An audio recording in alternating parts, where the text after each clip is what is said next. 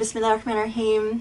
Welcome everybody to an amazing Saturday session, our very Sunday.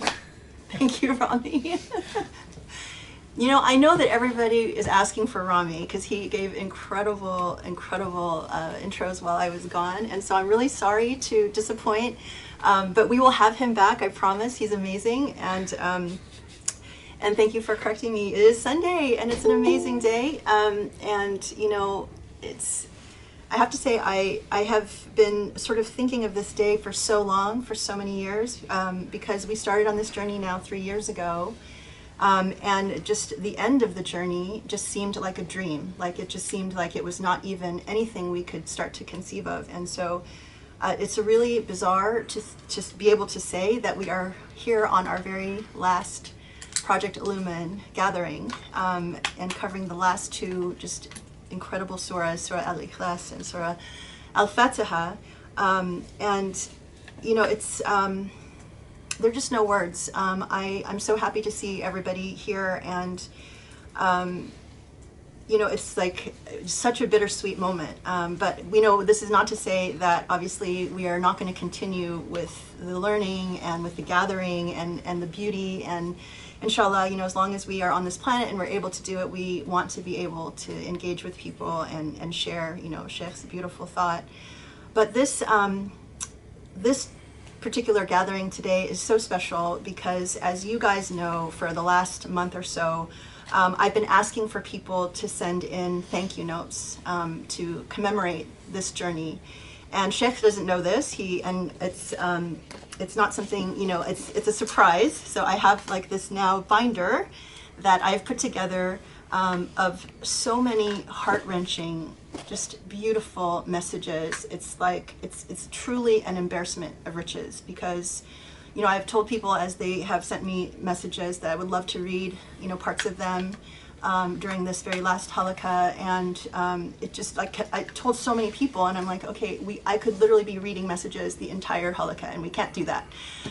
So I'm going to try my best to share some of these things, and also with the caveat that Sheikh really has a hard time with praise. So if he like gets up and runs, then I'm going to have to stop. So, but this has been such an incredible journey at so many levels. I think, and people are still continuing to discover this journey.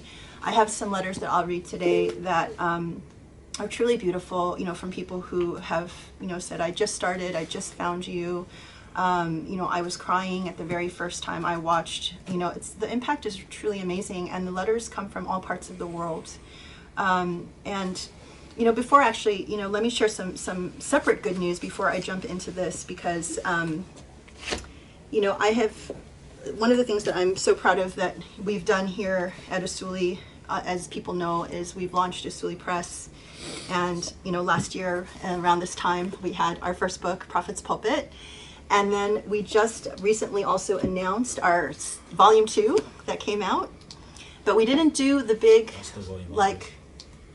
no, it's not. Thank you, Joe. That's perfect. This is volume 2. And we didn't do the big hoopla launch yet because, and let me tell you a little side interesting story. This is the first dark green that came, that we published this book in. And actually Joe just said, hey, that's not volume 2, that's volume 1. And that was exactly the issue. We thought this color is a little bit too dark and we wanted it to be distinct from volume 1. So we actually now just finished volume 2, which is slightly more green, slightly more identifiable. It's beautiful. And so now we actually feel happy and comfortable to say we are now officially launching on social media, letting people know that volume 2 is out. And so it's an amazing, collection, as people know. And people have found us through these books as well. And you'll read or you'll hear some of these messages. So, but before I jump into that, I also have to call out yesterday's amazing khutbah, as always, because every week it just gets better and better. He talked yesterday about the theatrics of piety, and it's a theme that we've talked about often, and Islamophobia, and what happens when you get into a sense of pietistic isolation, and just the different ways that you can feed your ego. It is an incredible khutbah. I really highly encourage people to watch it. I don't want to take the time to talk about that because I have so many letters that I want to share with you that are so special. So let me just start with this, and I'm going to share a few that are really monumental to give you a flavor, and then I'm going to save a bunch more for the after the halaqah, so I don't take up too much time in the beginning. But the thing that was really striking to me is how many people said that they didn't have the words to really describe just the impact that these halaqas have had on them, and how they came up. People shared stories about how they found Usuli. Many people said, I was praying to God for an answer. I was praying for, something, and God led me to Usuli. It's just something that is, I've heard it so much. We've received this message so much. It's truly beautiful. And so I tried to also pick some letters that were sort of representative of some of the messages, or so many of the messages that we have received. So let me start with this one. Dear Dr. Khalid, as Project Illumine is coming to an end, I wanted to take the opportunity to express my deepest and utmost appreciation for you and your wonderful work. I consider my introduction to your work as a divine intervention, a special invitation from God that I am so grateful to have been gifted. My experience with your work began with Reasoning with God, which I was very fortunate to read with my women's book club. I remember being so resistant to reading it, mainly because it was 600 plus pages. I remember struggling through the first chapter on Sharia, but I also remember that as soon as I got to the next chapter, I was hooked. It was as if someone took all my thoughts on Islam and finally gave me the words to express them. Things that for years my intuition felt were wrong, and yet society had conditioned me to believe that maybe I was just a liberal Muslim, in quotes. For years I had struggled with what I now know is a misinterpretation of Islam, and had turned to spiritual books and figures to bring myself closer to Allah. This is probably the craziest part of the whole story, that I needed Eckhart Tolle or Gary Zukav to give me the tools to confront my ego and to calm my inner self when all of those teachings are embedded in Islam. Unfortunately, I didn't have the tools to access the spiritual side of Islam until I read your book. I want to thank you specifically for reconciling my relationship with Islam and for empowering me to use my intellect in a conscientious manner. When I think about why I have a deep love and admiration for you, it is for this gift. I'm finally in a place in my life where my relationship with God goes hand in hand with my relationship with this world. I have a sense of pride about Islam that I never had before, because I never realized that the part of Islam I didn't like wasn't true Islam. I also have such a deep understanding of my moral obligations as a Muslim thanks to Project Illumine.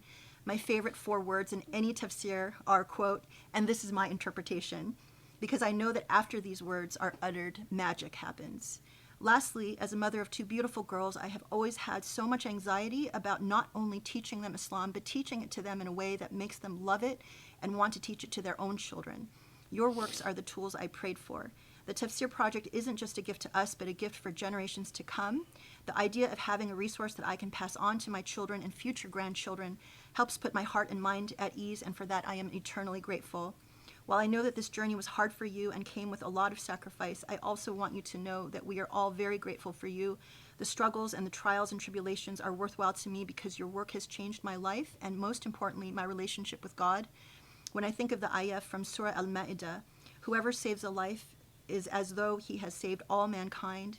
I think that it is possible to save a life in the spiritual sense as well as the physical sense. With this point, I pray that your reward with Allah is as if you have saved all mankind, praying that Allah protects you and gives you health and patience always, our dear teacher. So that was really beautiful and captured so much of what so many people have written.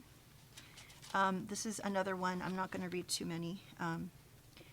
It's interesting because I've always been Muslim. I've always believed in God. I've even had periods where I've taken my faith very seriously, but I used to think that praying 5 times a day meant you were a good Muslim. Now I know that prayer is only a means to a higher end, a moral end. I used to think the destination was Jannah. Now I know the destination is God Himself. I used to read the Quran and see it as a collection of random lessons and stories. Now I know it is a coherent moral education with every ayah of every surah as part of a collective message to humanity, the same message that has come down since the beginning of time. I used to read the verses on enjoining the good and forbidding evil and never really understood what that meant. But now I know that it means not only praying 5 times a day or fasting during Ramadan, but carrying the light of Islam in everything that we do by being a morally upright and ethical human being and speaking up against injustice. Now I know that if we pray but are harsh with others, then we have completely missed the point. But if we pray and that prayer leads us to be humble and grateful, and that humility and gratitude leads us to want to serve others, then we are truly living the message and our purpose.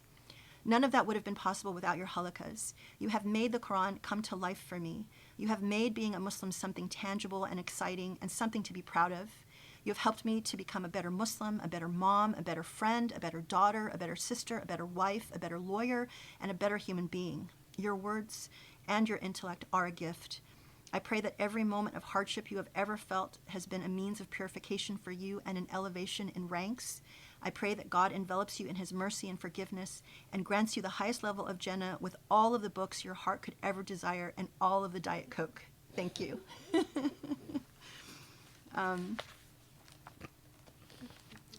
Okay. Here's another one that's really special. I fasted my first Ramadan never having read a word of the written Quran. I had intensively read the Quran of creation and loved its writer dearly, but the written Quran had never reached my sight. That first Ramadan, the Quran wasn't my companion. Instead, I was accompanied by a collection of Rumi's poetry that coincidentally came into my possession. Some of the poems I read that Ramadan have never left me since. The one poem that has perhaps had the strongest influence on my journey as a Muslim is the one that describes the Quran as a shy bride. The Quran can be a daunting book when you first dare let your eyes wander through its pages. Though my eyes had never met its words before, my mind had already framed them. I read with all sorts of preconceived notions and biases. As much as I wanted to love the Quran on my first reading, I really didn't. I didn't understand it. I didn't know how to love it. It showed itself as ugly, and at this time, I did not yet know that the ugliness I perceived was my own. I fell in love slowly, first with some words, then with some verses, then with some chapters. With patience and perseverance, slowly came love. It wasn't love at first sight. Love was an unexpected side effect of commitment, effort, and dedication.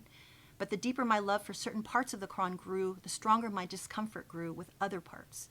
The more I became convinced that the Quran was in fact the word of God, the more troubled I became with certain of his words. At this point, I had become convinced that the Quran was beautiful and that the parts that I saw as ugly pointed to a defect in my insight, not in the Quran. But this realization did not take away the defect. I struggled to find spaces to openly discuss alternative interpretations or even ask critical questions. The one space I had found was tainted with so much hypocrisy and hardship that I had to leave it. The lonely journey continued. I believed I saw beauty, but was surrounded by so many messages that invalidated my vision that I almost became convinced I was delusional. This is where Project Illumine comes in. Project Illumine has shed light on the beauty that was always there.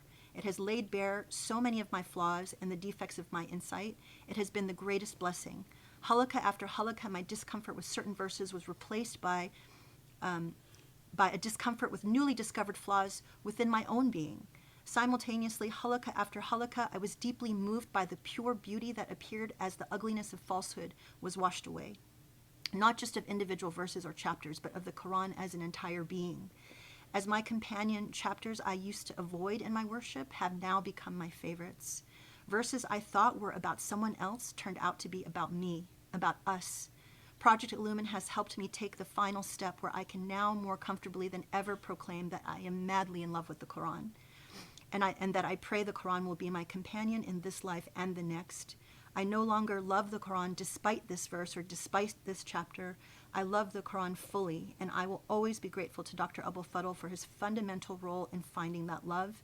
And he said, we cannot love what we do not know.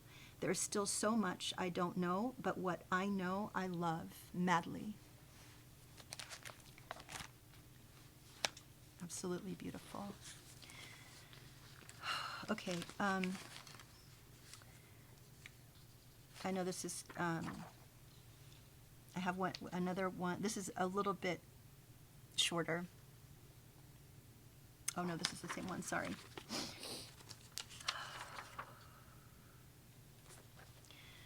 Assalamu alaikum, Sheikh. I've had a hard time putting into words the gift you have given me. Time and time again, you have precisely highlighted my experience as a Muslim growing up in the West. For many years, I was ashamed of my faith and publicly denied my faith. Coming across your work was like waking up from a chaotic dream. I have read the Prophet's Pulpit, The Search for Beauty, and have just started reading Reasoning with God. Sometimes it felt like you were directly calling me out on my hypocrisy. Many times I prayed to God about an issue and would find the answer within your writings. I've felt a great sadness in not understanding Arabic, and the Quran was quite alien to me. Project Illumine has bridged that gap. You have translated the Quran to relate to the modern Muslim psyche in such a meaningful way that I have been able to incorporate it into my life. It speaks directly to my heart and soul of being a Muslim. I don't say this lightly. Your work has changed my life and given me a newfound purpose in the pursuit of knowing God. Thank you for bringing humanity, beauty, morality, and ethics back into the practice of Islam. May Allah bless you and continue to use you as an instrument in His work. I pray for your health and well-being and the continued success of Usuli. Thank you. There's so many. The last two that I want to share are messages that made me cry so hard. And you guys will understand why. Grab your tissue. Assalamu alaikum rahmatullahi wa barakatuh. I want to thank Allah, Sheikh Khalid, Grace, and everyone at the Usuli Institute for such beautiful and luminous work. I realized that the knowledge I had and still have about the Quran was very little, and with your help, I'm able to understand it a little bit more with each surah. Alhamdulillah, thank you so much. Sharif, you gave me permission, so I'm going to say it's you, okay?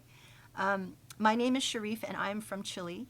I started my journey with your tafsir a couple of months ago, and I read the Prophet's Pulpit. I still have a lot of surahs to watch. In Chile, there are not many Muslims, and I was struggling a lot to get married.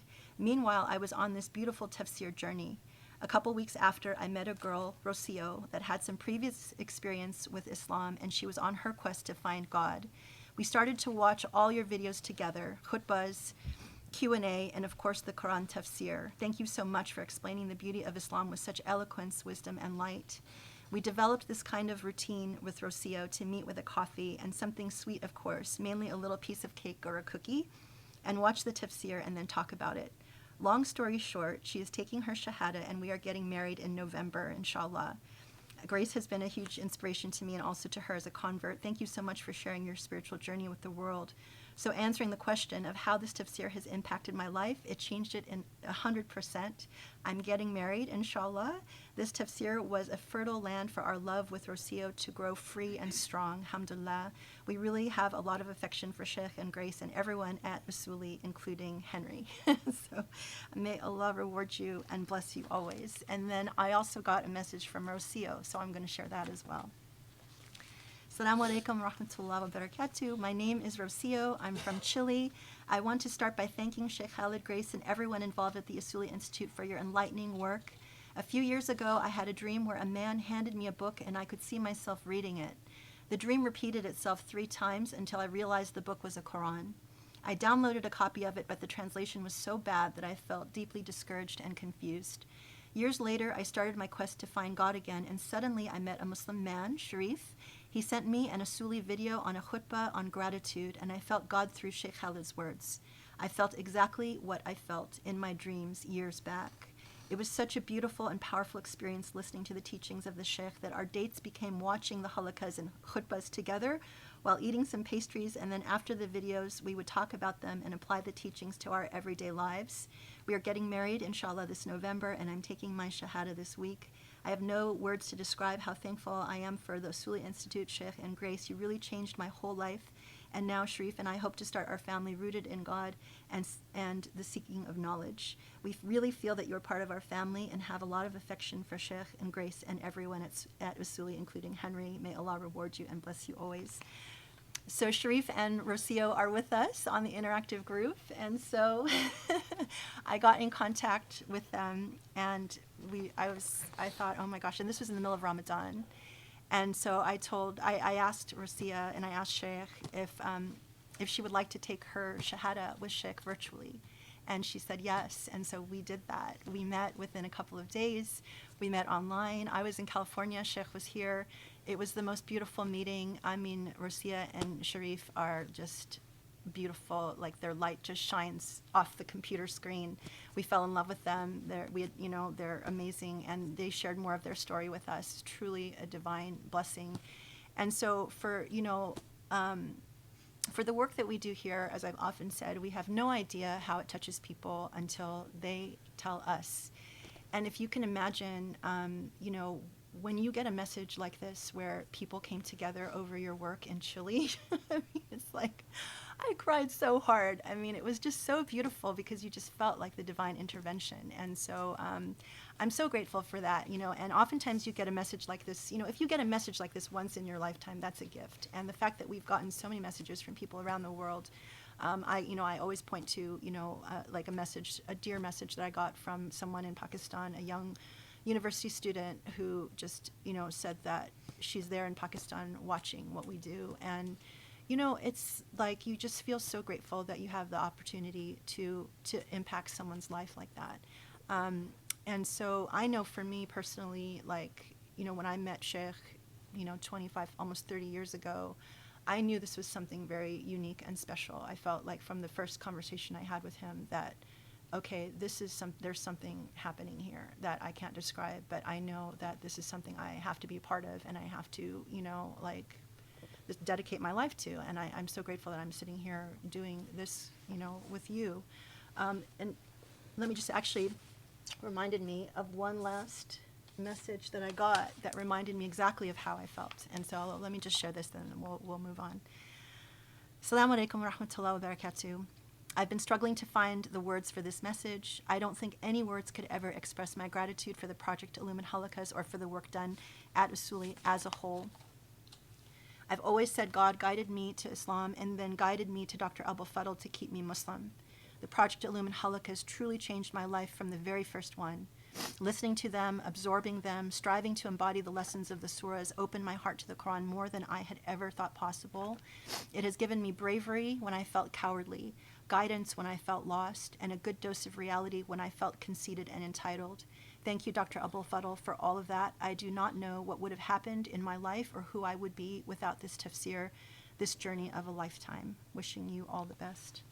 And those were, I told him, that's exactly how I feel, how I felt. And now, 30 years in, I'm so grateful. And it's like such a beautiful validation to see so many people around the world feeling the same way.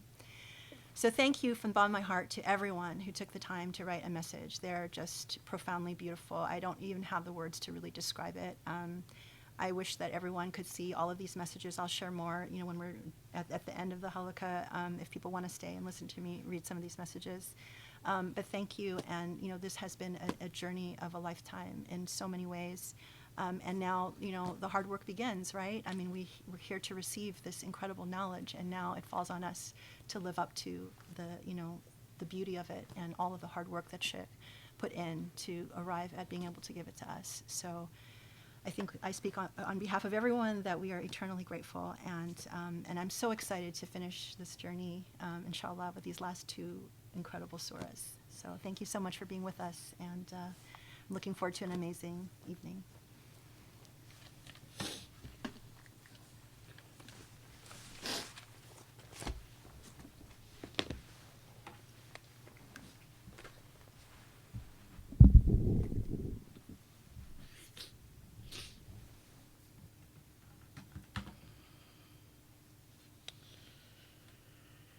بسم الله الرحمن الرحيم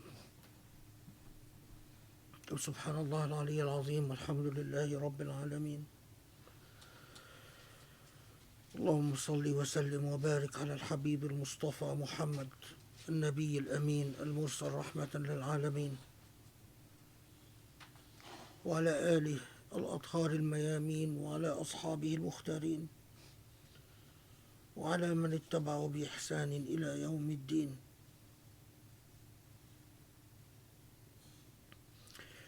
اللهم اشرح لي صدري ويسر لي أمري واحلل عقدة من لساني يفقه قولي يا رب العالمين.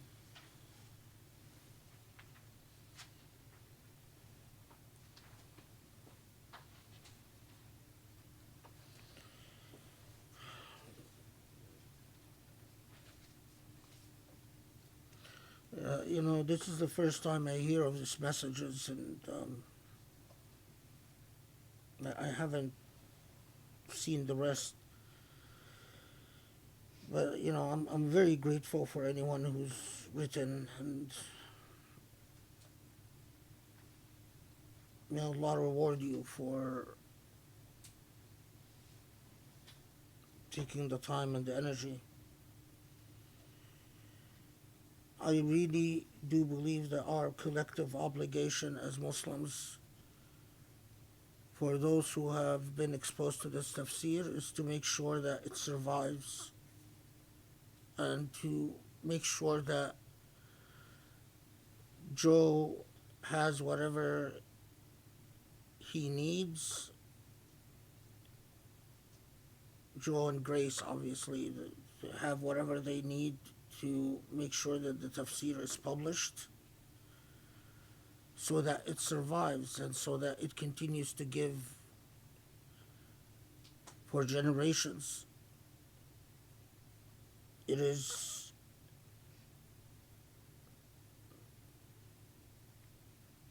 obviously, it's not my tafsir.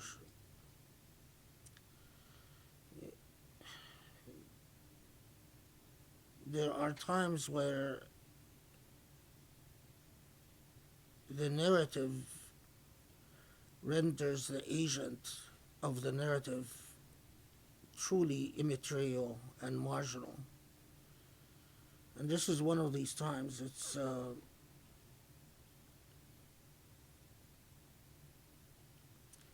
much larger than you and me or any other person. And not just that Joe and Grace managed to successfully publish the tafsir, but any person that comes along that builds upon this tradition, any person that comes along now or in the future who dedicates a doctorate to studying this tradition, studying this tafsir, dedicates an article, a book, dedicates a commentary, a sharh, to elaborate and to develop, that's service. And that's how you can become part of goodness. That's how you can contribute to a stream of light and a stream of enlightenment.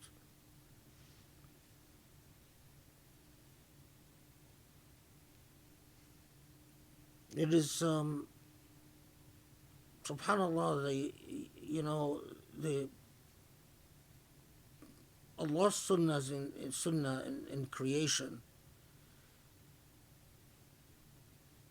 If you look at not just Islamic history, but history in general, narratives of truth are never born with a great deal of support from institutions of power. Narratives of truth are never born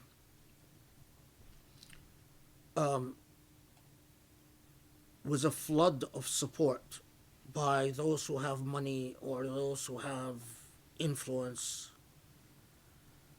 It's undeniable and unmistakable in Allah's sunnah in among humanity at large. Narratives are born out of money, out of riches. Become like bubbles or foam in a stream. They're there for a little while and then they pop and disappear. And what remains are these narratives that were born out of hardship, born out of struggle, born out of sacrifice, especially sacrifice. Alhamdulillah. So, inshallah, today we will talk about Al Fatiha and Surah Al Ikhlas. I will begin with Al Fatiha.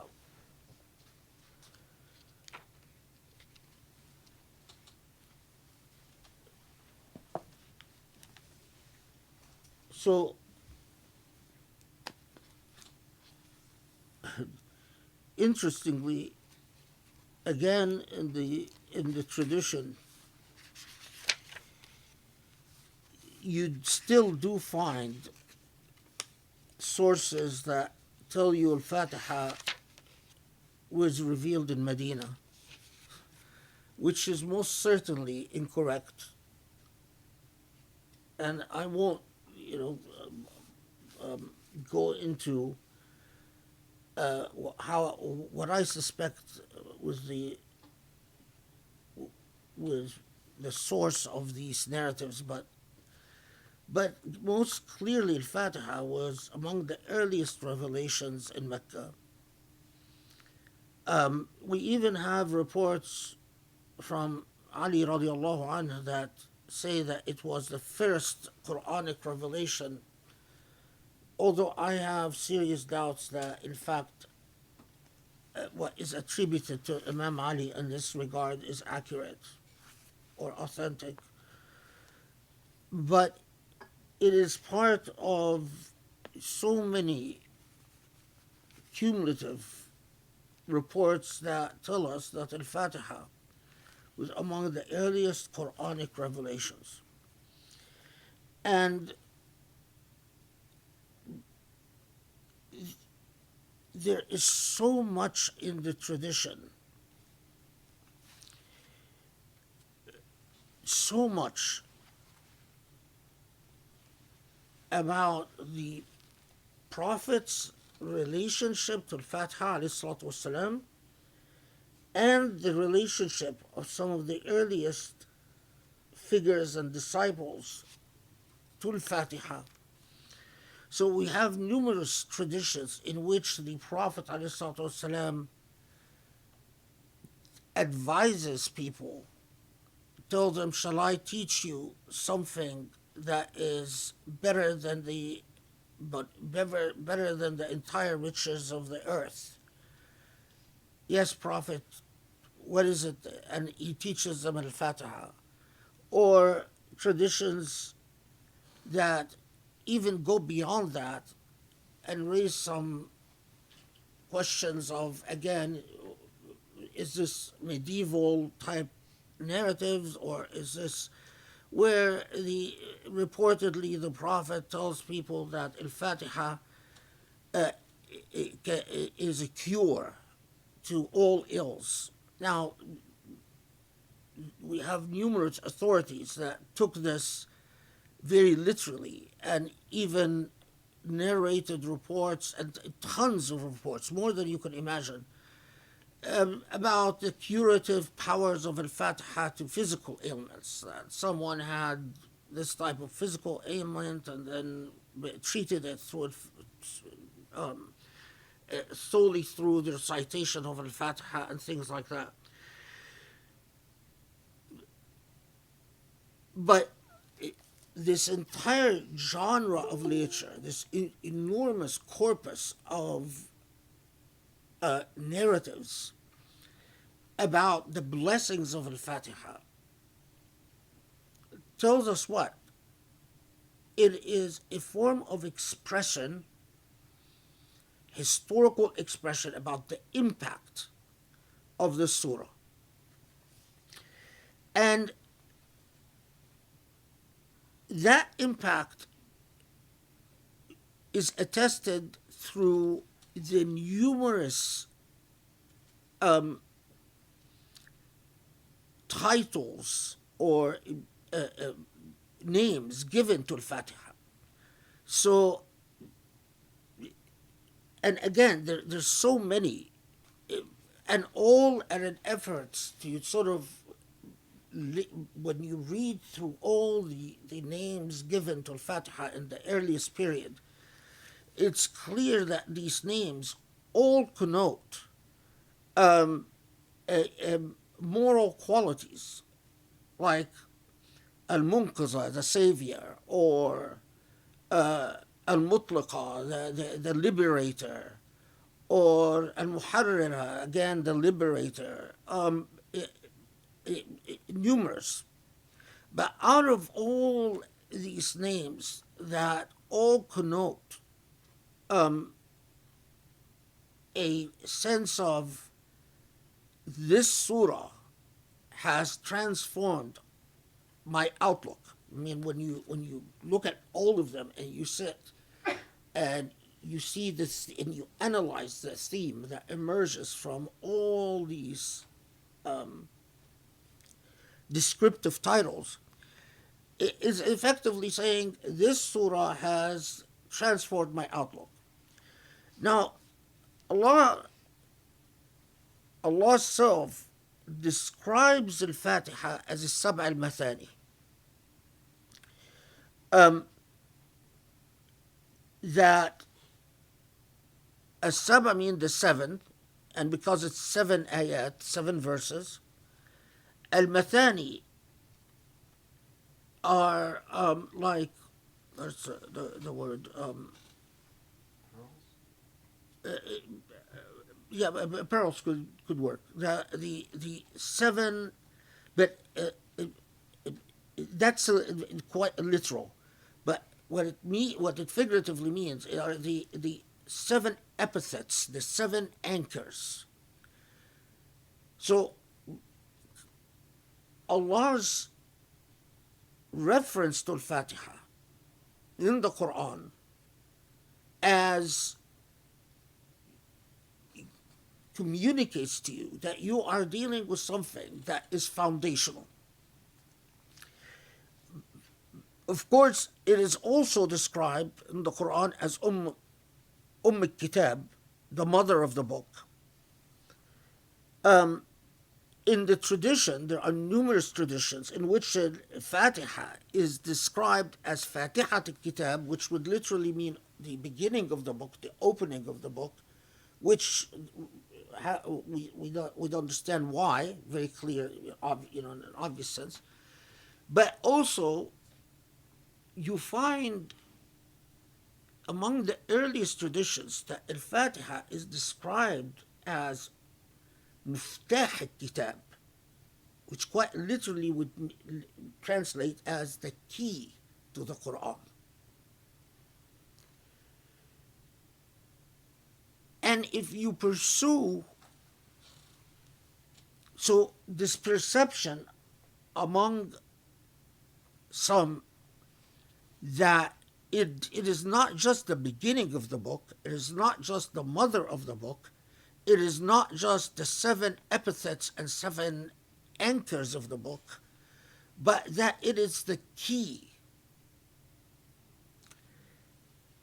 the miftah.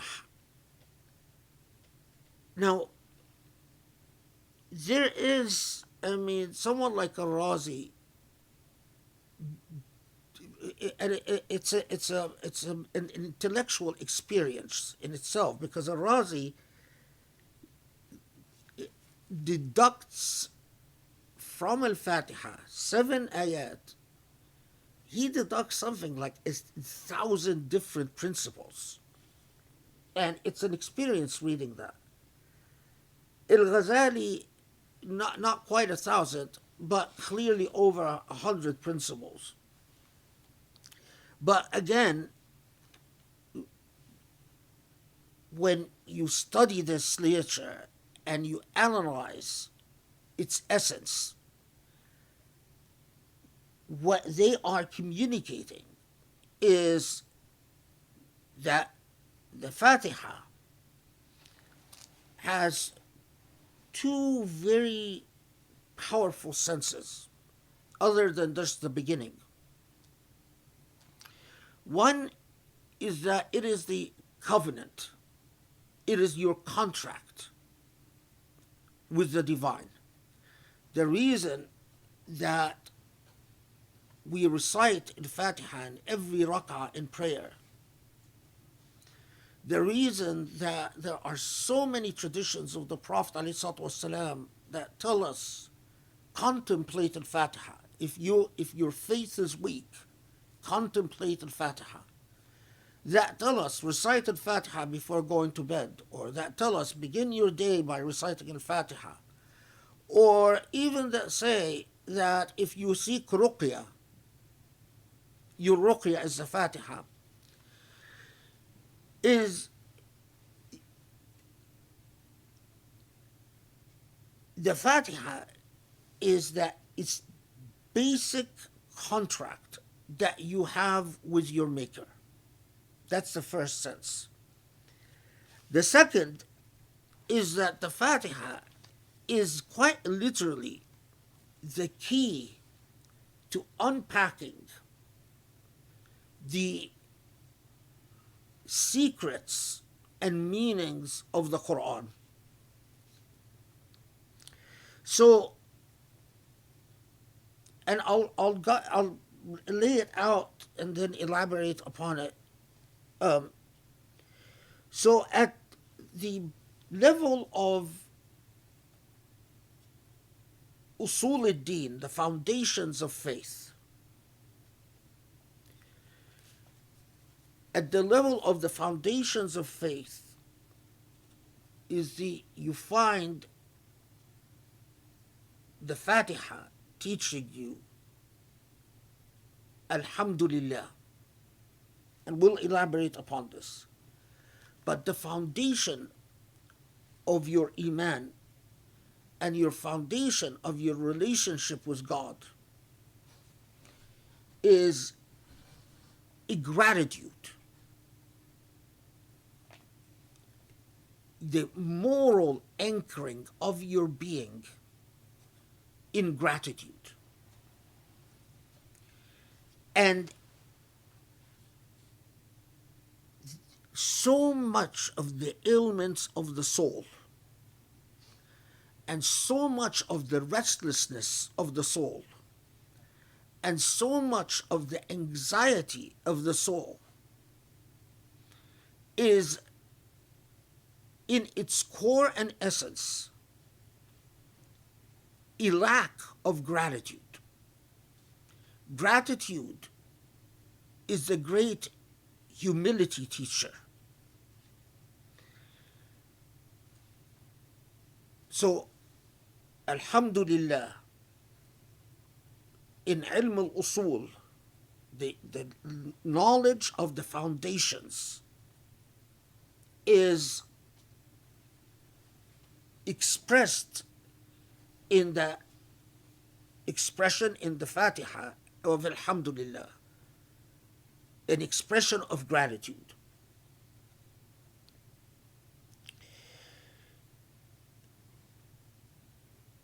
And as to what in theology we refer to as ilm al-ma'ad, as to the consequences and accountability and the fate, as to what this life is about and what comes next. And the response to that is al-ma'ad. Al-ma'ad meaning what next? Where are you heading? Where are you going? What's after death? What is the point of this entire existence? And ilm al-mi'ad, again, is encapsulated by the expression in Surah Al Fatiha of Malik Yawmiddin or Malak Yawmiddin or Malik Yawmiddin, either. I mean, they write a ton about whether it should be Malik Yawmiddin or Malik Yawmiddin, but it does. But that again, in your contract with the divine in Surah Al Fatiha, is that you are acknowledging You are telling God, I've accepted the awareness that there's a point to all of this, and there is a result to all of this, and there is a destination to all of this, and the destination is expressed in Surah Al Fatiha in that expression of the Lord of the hereafter. Yawm al-Din, which literally means the day in which your bill is settled. Din, which is the same word for debt, a dain. So it is the day in which you will settle your account. So you live life. In this life, you do good, you do bad. All of it, you are dealing with a bill that will have to be settled, a bill that will ultimately have to be paid. And so in Surah Al Fatiha, again, you are telling your Lord and affirming to your Lord, I know that the philosophy of my existence is anchored in gratitude to you. Further, the philosophy of my existence is anchored in an ultimate destination that returns to you. So here you have al-usul, the foundations, and al-ma'ad. Then the third is al-akhbar.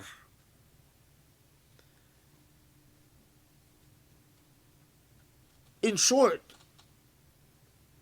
how do we relate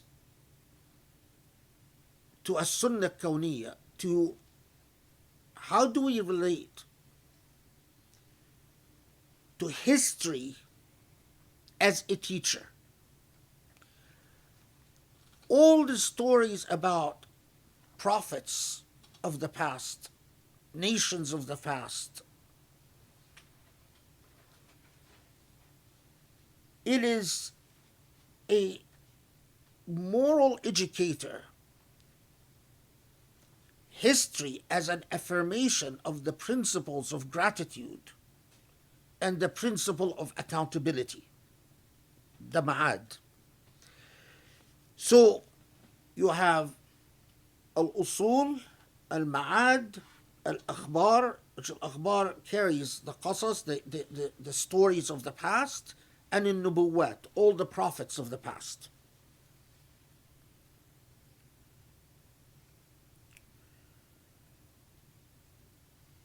For al-ibadat, that gratitude and affirmation of the meaning of your existence, an affirmation of history as a divine agent, is meaningless unless it is affirmed by the investment of time and energy in ibadat, in acts of worship. So you could say, yeah, I'm grateful to God. But if you're not willing to put the time in praying, if you're not willing to sacrifice, put the sacrifice in fasting, then your expression of gratitude is meaningless. And that is why it is also so hard for us to say, we say we're grateful, but it is much harder for this gratitude to authentically express itself in meaningful prayer. We often pray while our minds are drifting, or we often pray while we are not focused. The ibadat is, it's as if your the positive, concrete proof of the affirmation of the principle of gratitude and the acceptance of the philosophy of existence. And ibadat is expressed in, again, Al Fatiha with إياك نعبد. So,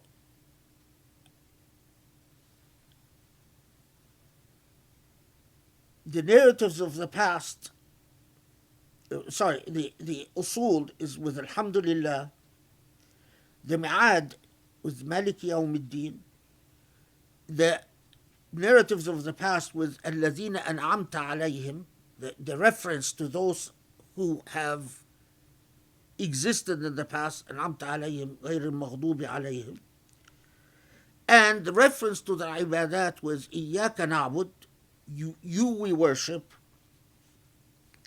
and finally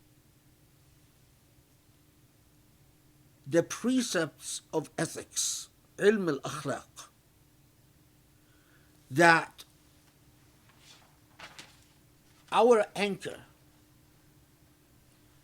So we have our moral philosophy is gratitude to our maker. Our existential philosophy is there is accountability. There is a hereafter. Our, if you will, epistemological philosophy is that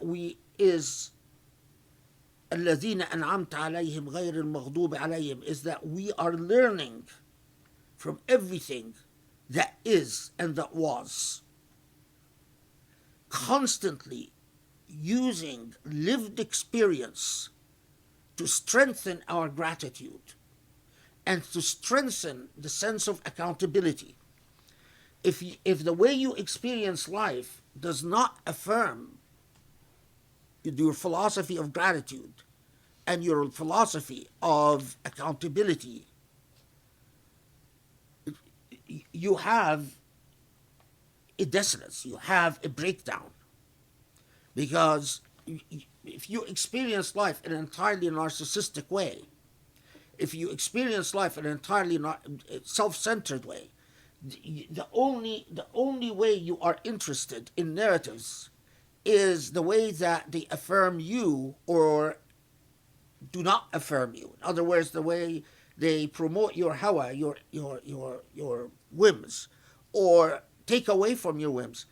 Then again, that's a breach of contract. Then غير الذين أنعمت عليهم غير المغضوب عليهم, your relationship to the epistemology of history is problematic. The fifth and final element is that gratitude, accountability,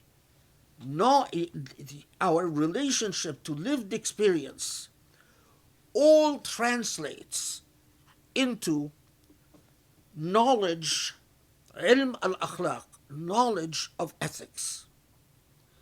And that is expressed quite simply in اهدنا الصراط المستقيم,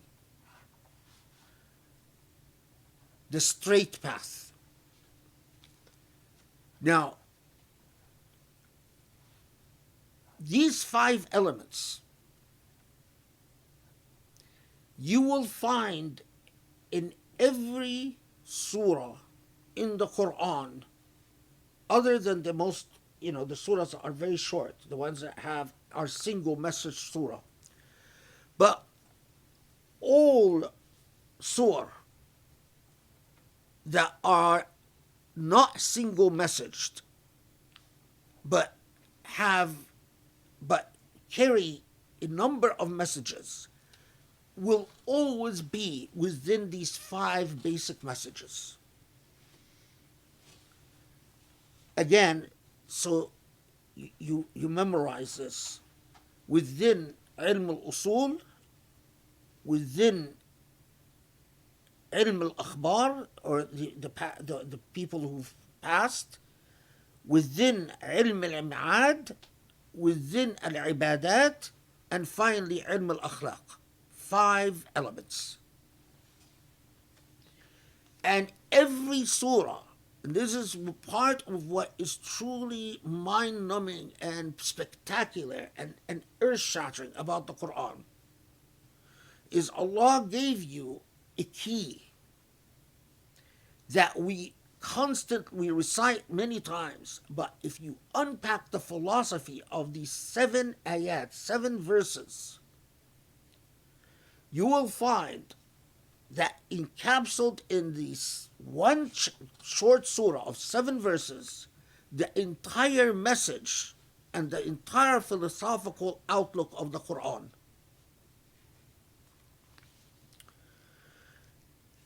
Now,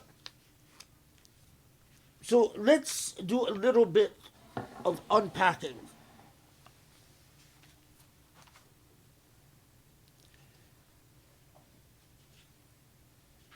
First, let me say, we exist in our modern language in a simulation. You can choose to tell yourself that somehow this simulation, regardless of the fact that from what maintains oxygen around the earth to the exact distance of earth from the sun, all the intricacies of existence point to an intelligent designer of a simulation. You can't choose to tell yourself, oh, this is coincidence, but nothing could be more irrational than believing that this simulation could possibly exist out of coincidence. Not only is the simulation point to the fact that it was constructed purposefully and artificially, meaning that it was designed to be so, but everything points to the end of simulation with a continuation that we have no ability to perceive or comprehend, in the same way that we do not understand what was before the simulation. We really have no way of understanding what is after the simulation, other than what we are told in text. As I said before, I believe it was in khutbah, that you can have the created agents think that the logic of the created applies to everything before time and after time. But the logic of the created, it is a fallacy, logical, philosophical fallacy, to extend the logic of the created to the creator.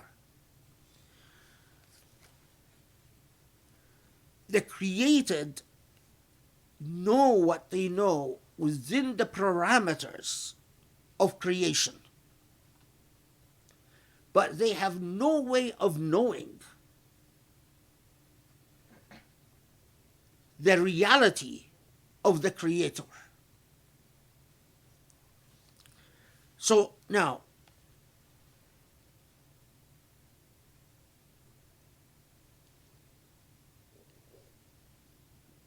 once you accept that in fact you are created, the next question is that whether this simulation, this existence, has a designer that is vested in creation or has abandoned creation? This is the old question that existed from time pre-Islam. Is this a God who is involved, or a God that has created and forgotten? And here, Surah Al Fatiha answers you by the first precept of that contract with the divine. Bismillahir Rahman Ar-Rahim. In the name of God. What type of God? A God who is Rahman Ar-Rahim, a God who is merciful, compassionate. Now, Ar-Rahman Ar-Rahim connotes not just a God whose mercy manifests at one time and then comes to an end, but the very expression of Ar-Rahman Ar-Rahim connotes a never-ending acts of mercy. In other words, constantly renewing or recreating acts of mercy. Bismillah, we'll skip all the discussions about Bismillah. It's not relevant for us. But anyway, in the name. What's in the name? My existence. It's like saying what you are affirming is I am taking a pledge. The pledge is that I will need existence. I pledge, I affirm that the very act of living, I acknowledge that it will be in the name of Allah. Again, skipping a great deal of discussion, but the word Allah itself comes from al-wala. And al-wala is what you crave, what you seek. So, in the name of the coveted Lord, the Lord that, to put quite simply, comfort and peace are not possible without that Lord, the Maker, who very relationship to existence is through compassion and mercy.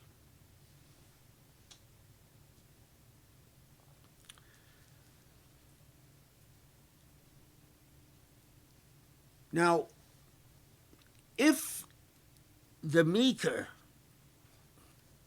of the world has decreed upon the Maker's self that the philosophy or that relationship to existence is governed by the principles of compassion and mercy, then how about you? Put quite simply, if God's self has said what is appropriate, what is befitting my relationship to creation is compassion and mercy. The way I'm going to relate to creation is through the guiding principles of not just one act of mercy, but perpetual, constant, renewed acts of mercy. Then, and I'm not the first and I will not be the last to point this very obvious to point out this very obvious point. But we forget how many of our theologians have underscored this critical point. Can you, as a created, relate to existence through principles other than compassion and mercy?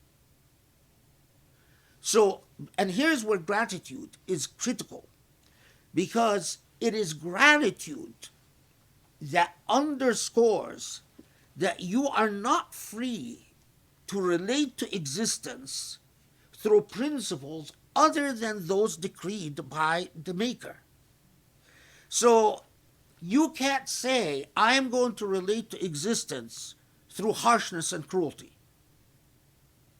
You've broken Allah's sunnah. Not just in terms of how you treat human beings or you treat animals, but how you treat creation itself. You can't relate, and this is what I wish Muslims would wake up and realize this. You can't relate to anything in creation. Anything. Allah has already told you your philosophy. And if you adopt a philosophy other than the philosophy of the owner, of the Lord, of the King, Ar-Rahman, Ar-Rahim, then it is impossible for Alhamdulillah, for gratitude to Allah to have any meaning. By definition, those who adopt a philosophy of existence other than compassion and mercy, they have broken with gratitude to the Lord.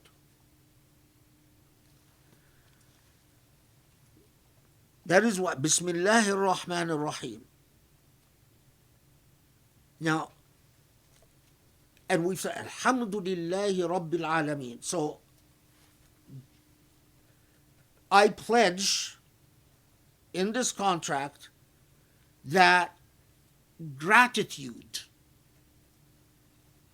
to and gratitude lillah. Now, but in essence, gratitude is due to that who it is due to. So gratitude to Allah, you are affirming the principle of gratitude. Okay. Rabbil Alameen, let's talk about this for a second. Now, Al-Alameen is plural form, jama', to Al-Alam, to the word Alam. Alameen is plural form to the word Alam. Alam is ism, is noun to lima yu'lam bih. Like al-khatam is an ism to ma yukhtam bih, or al-tabi' is ism to lima yutba bih. So alam is a noun for the very instrumentality of what you come to learn with. So, what is the significance of this? Rabbil Alameen. Rabb, the very word Rabb, is from the same as Al-Murabbi. Al-Murabbi, and that's why if the head of the household, we call them Rabbul Bayt. Or if it's a woman, Rabbat al-Bayt. So it is literally the caretaker. Al-Murabbi is not just a lord in the sense of a boss, but an actual caretaker. Caretaker to what? Al-Alameen, to all the worlds that we know and all the worlds that we don't know. So the very expression al-alamin is an acknowledgement by us that we exist within the realm, what we call in our modern language dimension, within a dimension of what we know. But at the same time, we acknowledge that there are numerous dimensions and existences that is beyond us. Now, so why is gratitude so important? Well, gratitude is essentially a relationship of justice within an order of things. If being ungrateful is not knowing what you owe, to who you owe it, and what is owed to you. Being ungrateful is being oblivious to your place in relation to everything else. So the moral value of gratitude is, to put it quite bluntly, is that you know your place. What do we call knowing your place? We call it humility. So it is not a humility where you pretend to be shy when someone praises you, but it is humility in its true ethical sense, that you simply don't exist heedless to who gave you what you have and what you owe for what you have. Without gratitude, mercy and compassion become a choice, not an obligation. Without gratitude, you simply decide to be kind whenever it befits you to be kind. But with proper gratitude, you understand that it is justice that obligates you to mercy and compassion. If you do not treat others as you would like to be treated, you are being unjust. Well, without the true understanding of the philosophical place of gratitude, you think that it is up to you whether to be, I feel like being kind, I don't feel like being kind. That is precisely the contractual obligation that the Fatiha doesn't want. It is not up to you. You come to this existence, you enjoy things all the time, from the time you're born to the time you leave. You enjoy things that you use, that you rely on,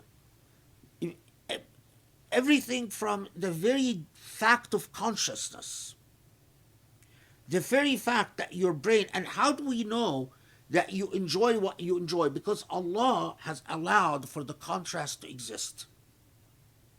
So how do we know that eyesight is a blessing? Because Allah allowed for blindness to exist. So we know what it would be if you didn't have eyesight. How do we know that using logic is a blessing? Because Allah has allowed for the absence of logic to exist. And you can see the results of someone who does not have intellectual faculties. Now, Allah will reward for those who needed to act as the contrasts. Allah will reward, justice dictates, so that those who paid the price for the contrast on this earth might very well be the envy in the hereafter. But that is exactly why the principle of Ma'ad, the principle that it is not all about this life. Because if it is all about this life, the very logic of gratitude would break down. If it's all about this life, then, well, since there is no further reward, well, why should I be grateful for I have when someone has much more than I do? Why should I be grateful for being as intelligent as I am when someone is far more brilliant than I am? If you don't have the principle, well, there's a hereafter to equal everything out. So those who were smart enough to become doctors and those who are not smart enough will become doctors, it will all be worked out in terms of accountability and responsibility. That is what enables the principle of gratitude. Because then you could say, well, I'm grateful not just for what I have on this earth, but I'm grateful for the compensation in the hereafter for what I don't have on this earth. Without that, the philosophical integrity of gratitude becomes problematic. Does everyone follow? So, gratitude is part and parcel of the why the philosophy of Ar-Rahman Ar-Rahim is not a choice, it is an obligation. Gratitude is why you cannot live and die within the realm and the center of your ego. Why you cannot have your ego being the boss. Because the opposite of gratitude tells you, just listen to your ego. If your ego tells you your self-interest is in XYZ, you would do it. There's no reason. Gratitude, it is core to the very principle of justice, that it is not just simply, I'm not just simply free to take without there being corollary obligations and duties. Gratitude, so Alhamdulillah, to Ar-Rabb, the caretaker, to the one who never abandons, the one who is constantly giving. Every day I wake up, everything that I enjoy, to the point, it is all from Ar-Rabb, that caretaker, that engaged caretaker. Al-Alameen, that caretaker has worlds seen and unseen, worlds understood and not understood, world comprehended and uncomprehended.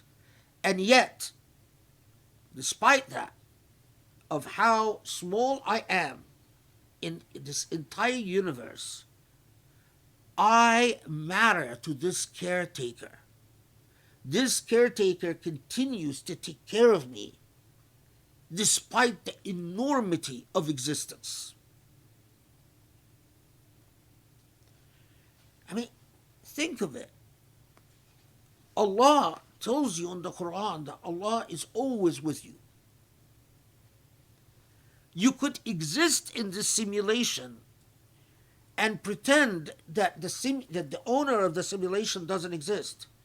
Or you could maintain a relationship with the simulator in which you elevate by understanding the very logic of the simulation. And part of developing a relationship with the simulator is that you could get to a point where the simulator can change the developments within the simulation for your sake. That is why people who are truly grateful to Allah, people who have a relationship of hamd, true gratitude, their prayer can be the barakah, can be the blessings that changes the heavens and earth. Maybe you people have experienced a grandmother or a grandfather who their prayer would mean everything to you because you feel when they pray, Allah listens. That's Rabb al-Alameen. This relationship cannot exist in a person who's egotistical. Think if you've ever had a grandmother or a grandfather who's like that, and I really pray that you've had that experience. The thing you will always remember about them is that they were never selfish and never egotistical. That relationship of beauty, that the perfume of that relationship comes from what starts out with, I am grateful to you, to truly understanding the nature of God's mercy and compassion and the inevitable result of truly understanding His love. You discover not only that you love the creator of the simulation, but that you are in turn loved by the creator. What defines your relationship becomes, I love you and I'm beloved by you. This is a world of difference from, I simply obey you, but I exist within the realms of my ego. To love, all relationships of love are achieved by prevailing over, triumphing over the ego. Whenever the ego is dominant, love shrinks and retreats.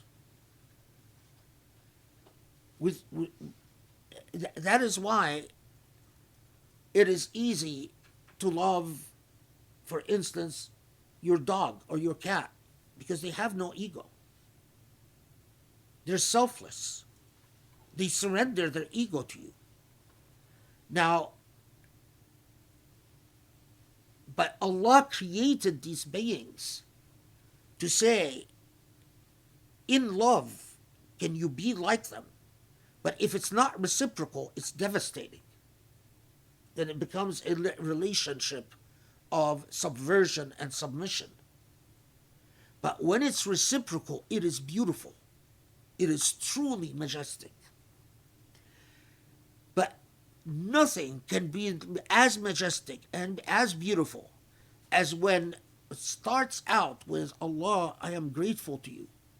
To Allah, I have now understood you, and I understood what you are all about. And the only thing that can express what you are truly all about, and the only thing that is appropriate for me to reciprocate, is love. That is why Allah subhanahu wa ta'ala repeats again, Ar-Rahman Ar-Rahim, the compassionate, the merciful. It's like Allah saying, understand me. I could have created this world and said, okay, go be whatever you want to be. But my sifat, my very characteristics, my very relationship to creation, this creation, is constantly one of compassion and mercy. If you are able to give, to learn the principle of giving from me, see how much I give. Now, listen. It is easy to learn about your Lord by reflecting upon how much your Lord gives those who believe.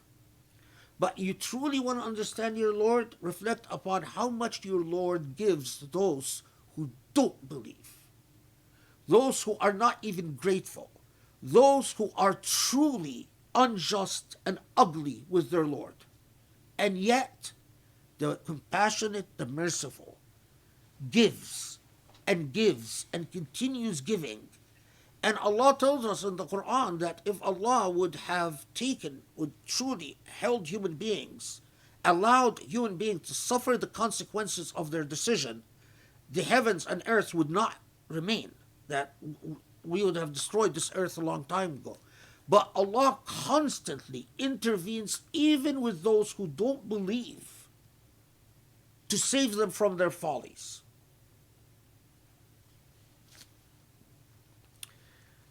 So,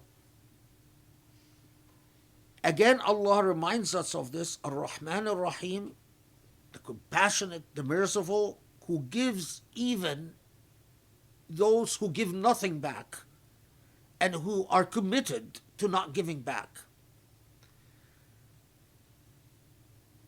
Elevation, that's why when among the Sufis that tell you our irtiqa was through the Fatiha, that's exactly what they're talking about.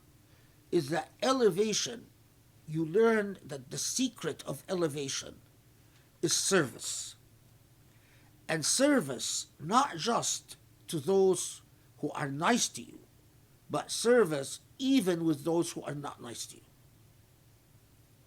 That the true fulfillment of the divine nature is that you embody mercy and compassion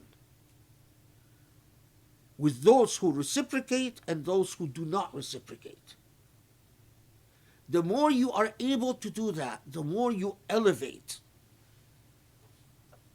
That's the only way I can put it. Okay. So then, Maliki Yawmiddin or Maliki Yawmiddin, there is a slight difference in meaning, but we don't need to get into that. There is Yawmiddin, there is a day, there is a hereafter. There we are heading to a destination. This is not existence without destination. That this hereafter, in the same way that there was a Lord who dealt with this world through the principle of rahmah and compassion, there is an owner of the hereafter. Now, I believe that the owner of the hereafter, when it comes to the hereafter, the prevailing principle will be justice. After justice, Allah's mercy and compassion can manifest. But first, the fulfillment of the principle of justice, because this earth, in order to give us choice, Allah had to sacrifice the principle of justice. If Allah would have decreed justice to be perfectly fulfilled on this earth, we would not have volition, would not have a choice. We would exist delivering a sum total, a predetermined sum total according to the measures of justice. But the minute you have volition, then the choice always creates the potentiality for justice to fail. Because you could either choose to serve justice or not serve justice, to pursue justice or not pursue justice. So, on this earth, we were given volition, but in order to compensate for the inevitable loss of justice, Allah decreed mercy and compassion upon God's self, and Allah decreed upon us mercy and compassion, whether we recognize it or not. In other words, those who truly understand their covenant with their Lord understand that they are committing themselves in Islam to mercy and compassion. I want to say one other thing. That in my opinion,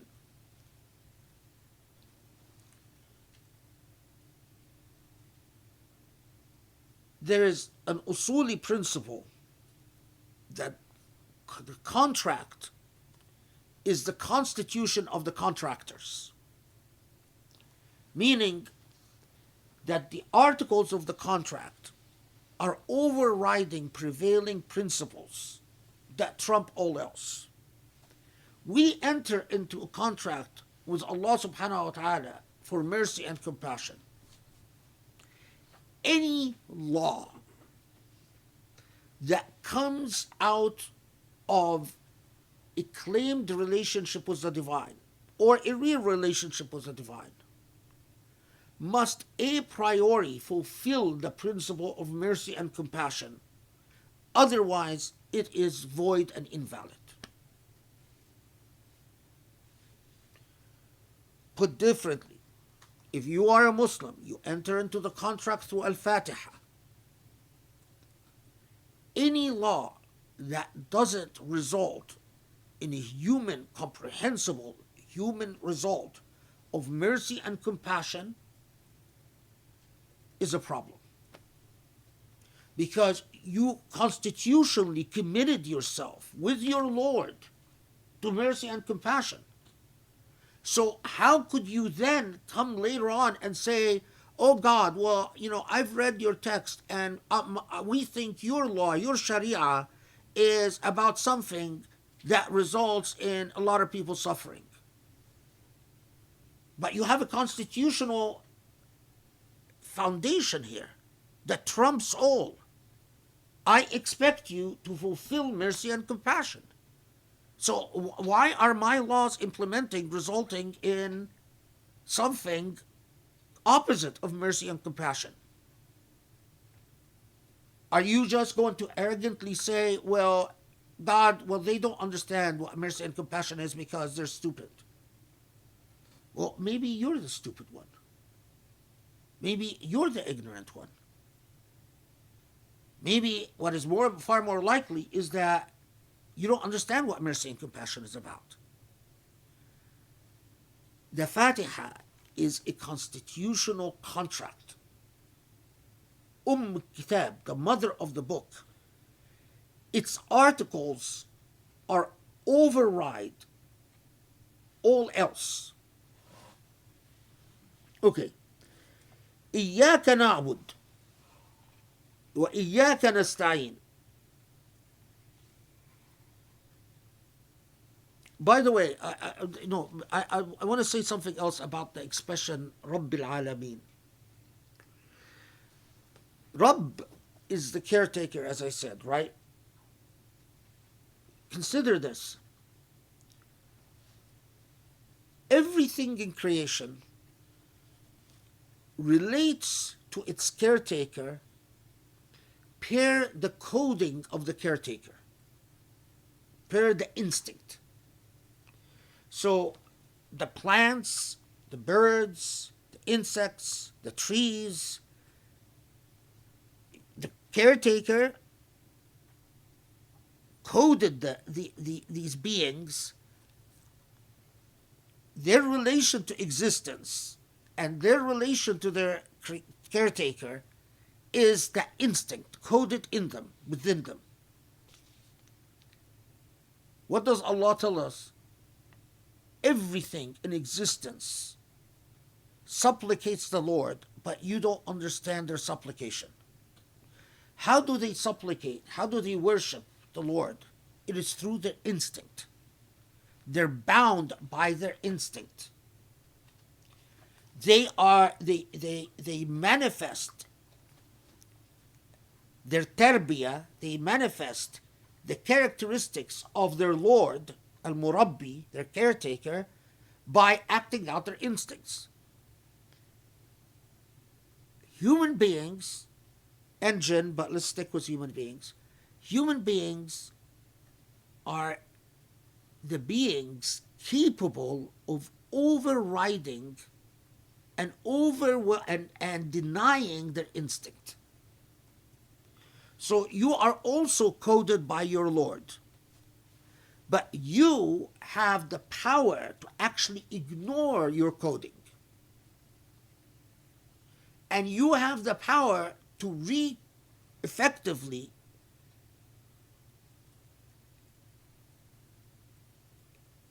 ignore, overwhelm, marginalize your coding. You are like the birds, the trees, the dogs, the cats. You are coded. to acknowledge a relationship with your Maker and to recognize your Maker as the compassionate and the merciful and the caretaker. But what is it that comes in and denies that coding? Your ego. And your ego is the power,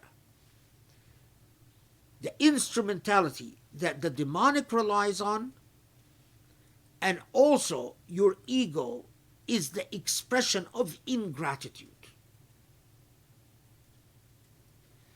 So,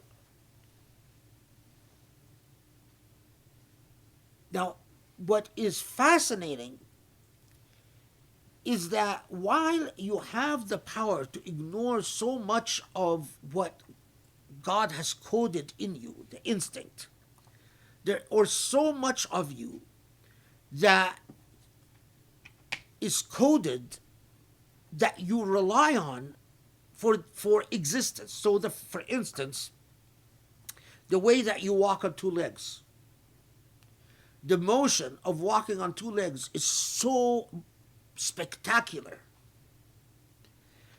You don't think about it, and you only know how miraculous it is in its absence. But you rely on it and you exercise it all the time. But here's the thing, that is why it is particularly the ugliness of ingratitude. Because while you sit and rely on the hubris of saying, well, I choose to not believe or I choose to be ungrateful, you do not notice the paradox of the fact that you're drinking, you're eating, you're sleeping, you're all the functions that you exercise day in and day out is shared with the rest of creation. What God coded in you, what happens instinctively and without consciousness and without awareness, and you want to existing oblivious to what you owe for what you use all the time, is the core of being unjust.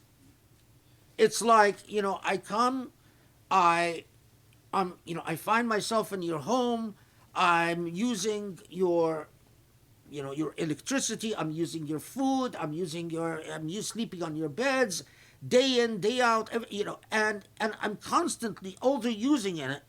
I tell myself, I don't owe you anything. What the first thing we intuitively would say, that's unfair, that's unjust. But that's exactly what we do with God all the time. And the only reason that we are allowed to continue doing that all the time is because of the fact that Allah is a Rahman ar-Rahim. That God tolerates and continues tolerating and continues allowing us to do what we do despite the enormous amount of ingratitude. Okay.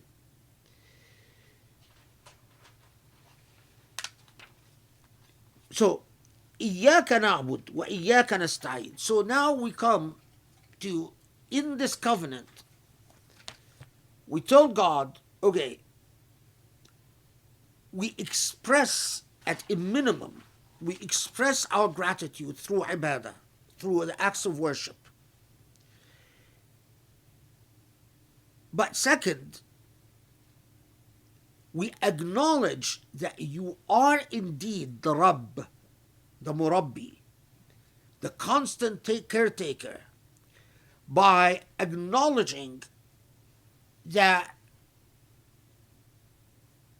we, in this covenant, that we don't just worship, but we constantly acknowledge your active agency in creation by relying on you. So you could exist in this simulation and experience the loneliness of relying on no power other than the material power. With all the, but as you know that instinctively, the minute we fall in trouble, we start saying Allah, Allah, God, or by fully embracing the power that flows in everything and that exists in everything. And that is what you rely on. إِيَّاكَ نَسْتَعِينُ, what you worship, and to you we turn for help. Acknowledging the active agency of the caretaker, of Rabb al-Alameen. Okay. Then we come to the fifth value, as I set out, that what is it that you fervently want from God on this earth? It is not that you want from God it is not just, God, give me the power and the patience to worship you. Because if worship has no further implications, if worship doesn't have further consequences, it is meaningless. You want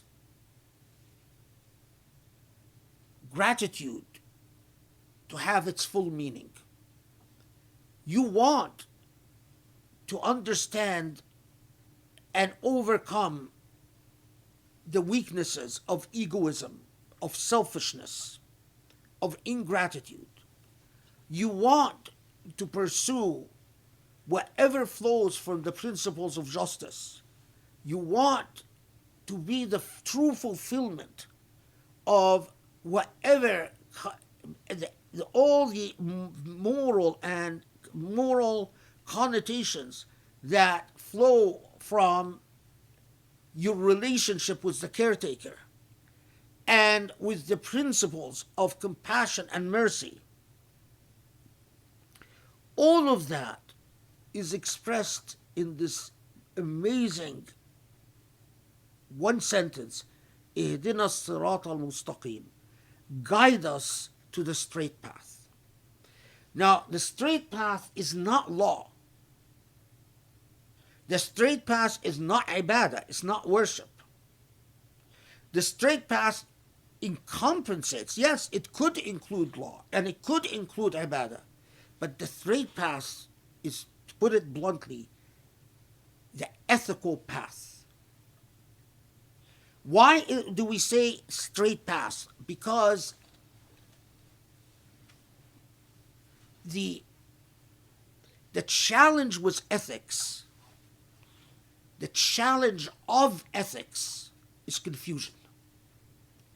Is that instead of knowing what's right and wrong, you engage ethics and you become just confused and you see things with a blurry vision. And you no longer can tell what justice dictates, what mercy dictates, what compassion dictates. In my view,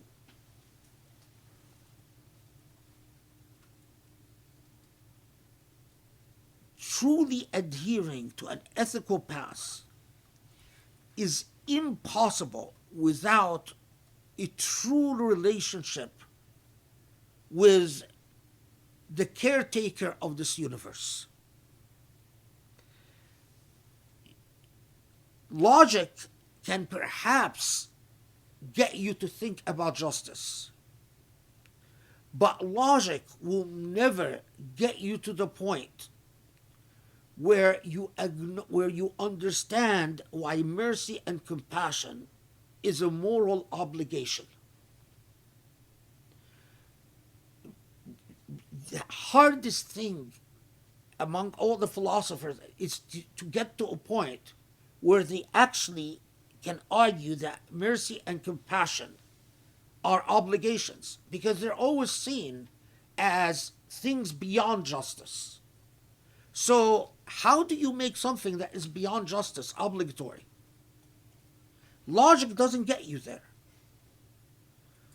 only thing that will get you there is the relationship with the divine.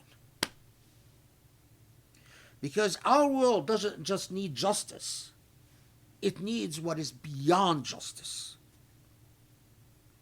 Put it simply, it needs kindness, it needs love. It needs, I know what I can give you that is due to you, but what God mandates and requires that I give you is more than that is due to you. Otherwise, you end up with a harsh and cruel and ugly world. That is what ihsan is. Ihsan. But the obligation of ihsan, I even will go beyond that. In my opinion, all attempts at philosophically proving that ihsan can be an obligation have failed. All my reading in philosophy, and because it has failed, it has led to philosophical movements, tons like the ones that Rami mentioned, that have given up on beauty and given up on virtue and have started arguing for, like Hannah, what's her name? Ayn Rand, for instance, that no, we should embrace the ugly.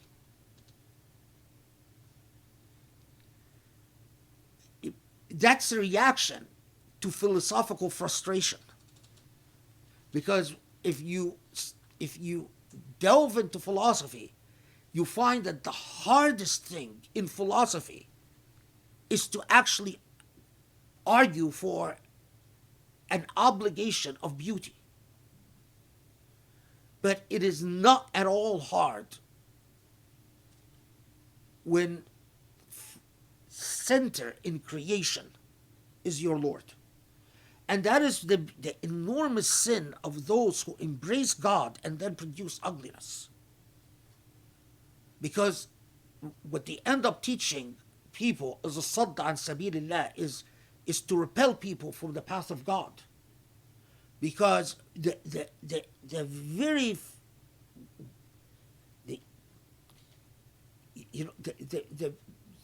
big advantage of a relationship with divinity is then defeated. So I look at things like what you see in Saudi or what you see in Iran as the greatest blasphemies that could possibly be expressed. Islam was ugliness. Irreconcilable. Cannot be.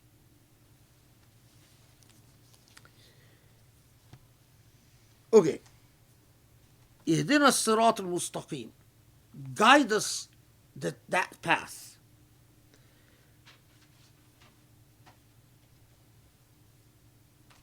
The path, and again, I'm going to skip over all the debates that go on, that you would encounter in line by line tafsir, but the path, what is if that path of guidance, the opposite of it is the path of the contrast, if you will, by those who have known or that made a conscious choice to turn away from the divine. That's al-maghdub alayhim, those who have been condemned. Why are they maghdub alayhim? Why is God condemning them? Well, they're condemned by God. If God leaves you to your own devices and doesn't extend mercy and compassion to you, that is condemnation. The very fact that God lets you suffer the results of your choices, like what happened, for instance, with fascism and World War II, that's a form of ghadab. Because God let those who embraced the racist theories suffer the consequences of what they embraced. But it is those who make al-maghdub alayhim, those who are condemned, are those who make an affirmative choice to turn away.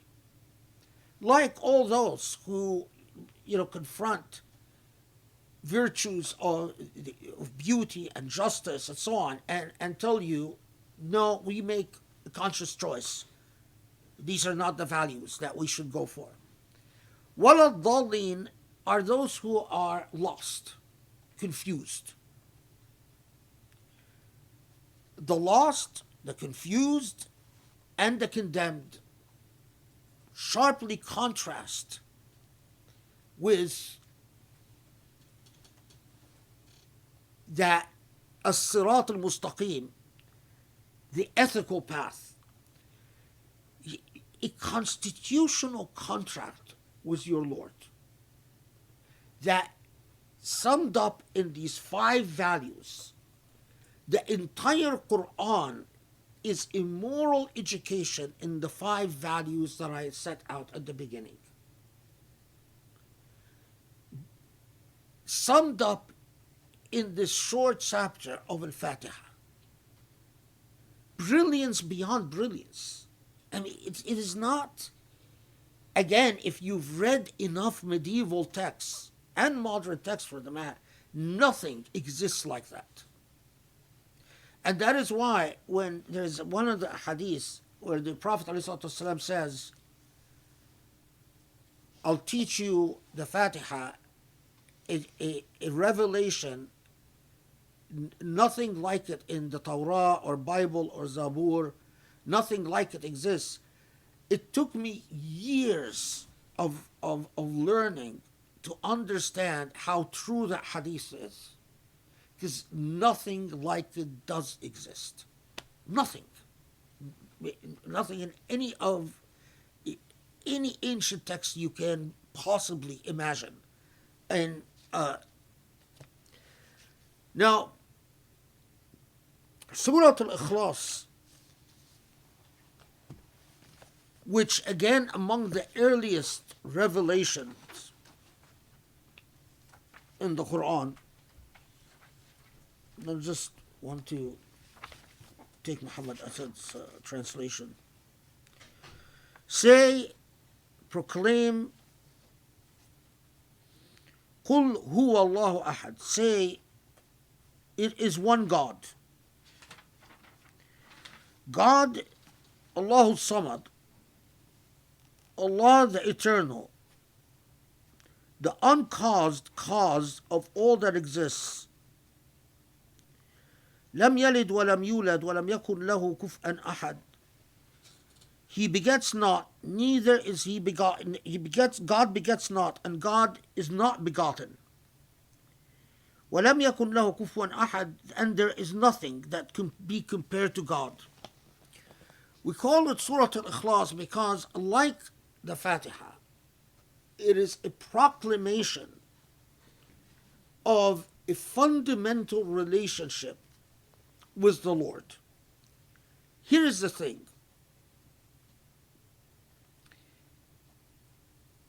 We are aware, the logic that we know is the logic of the created. Logic of the created, we know that everything that exists came from something. That's the logic of the created. We know that if there is emotion, there is a cause.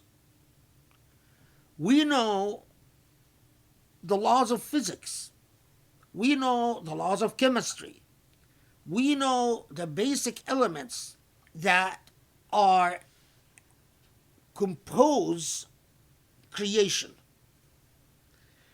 We know nothing about a world that doesn't follow these rules.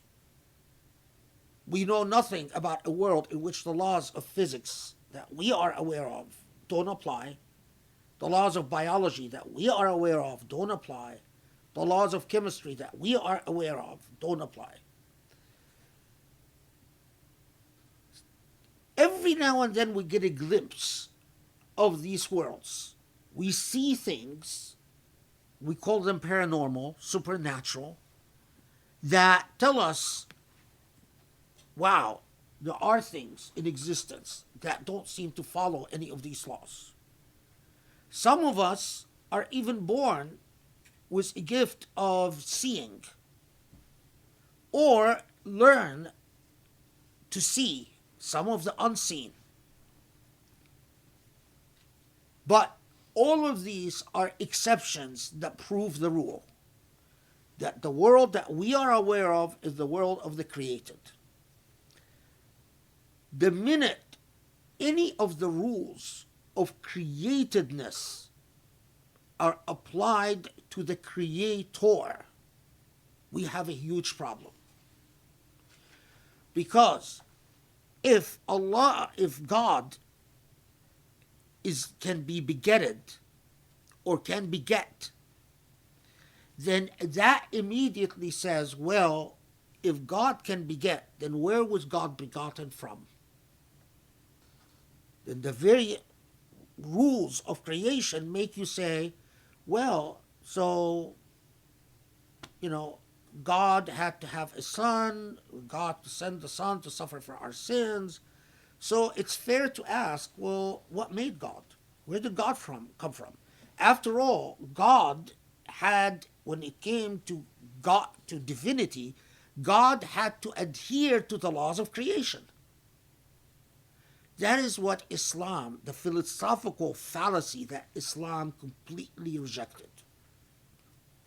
Islam, in short, says, you have no clue about a world in which your laws of createdness do not apply.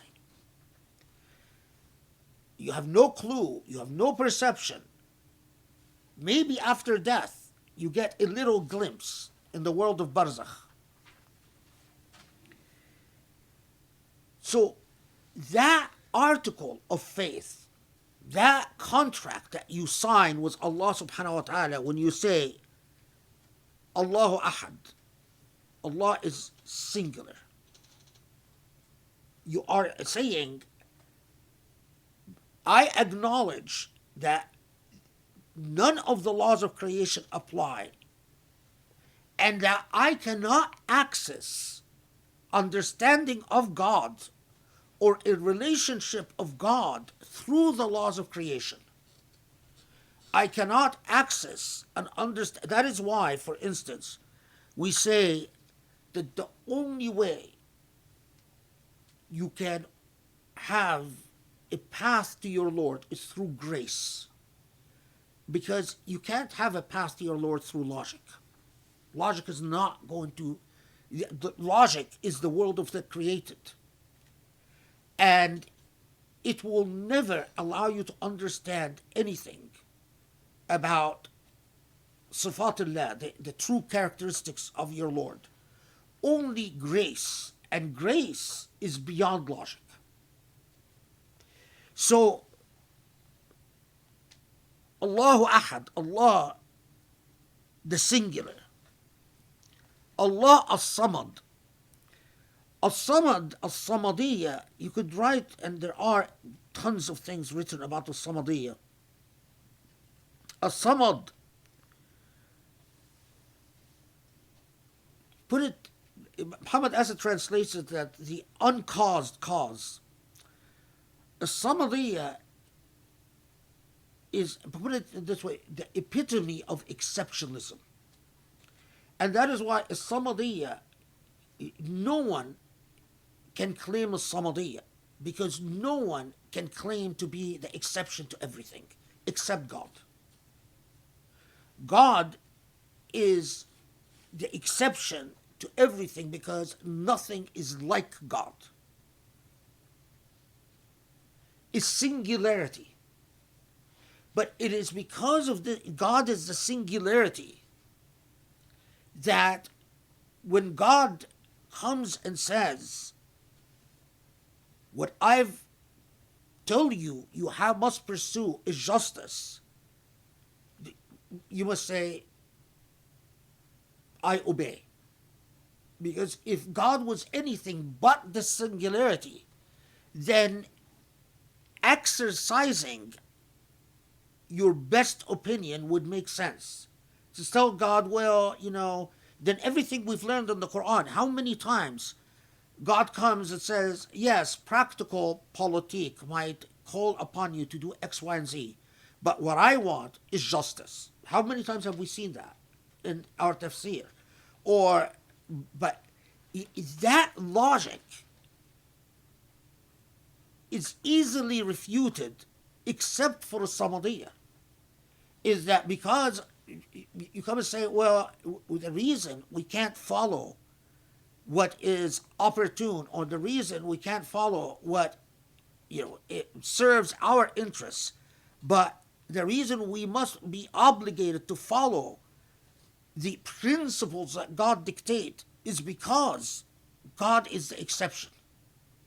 And so with that exception, exercising our volition to the contrary would make absolutely no sense. That would be the height of contradiction in itself.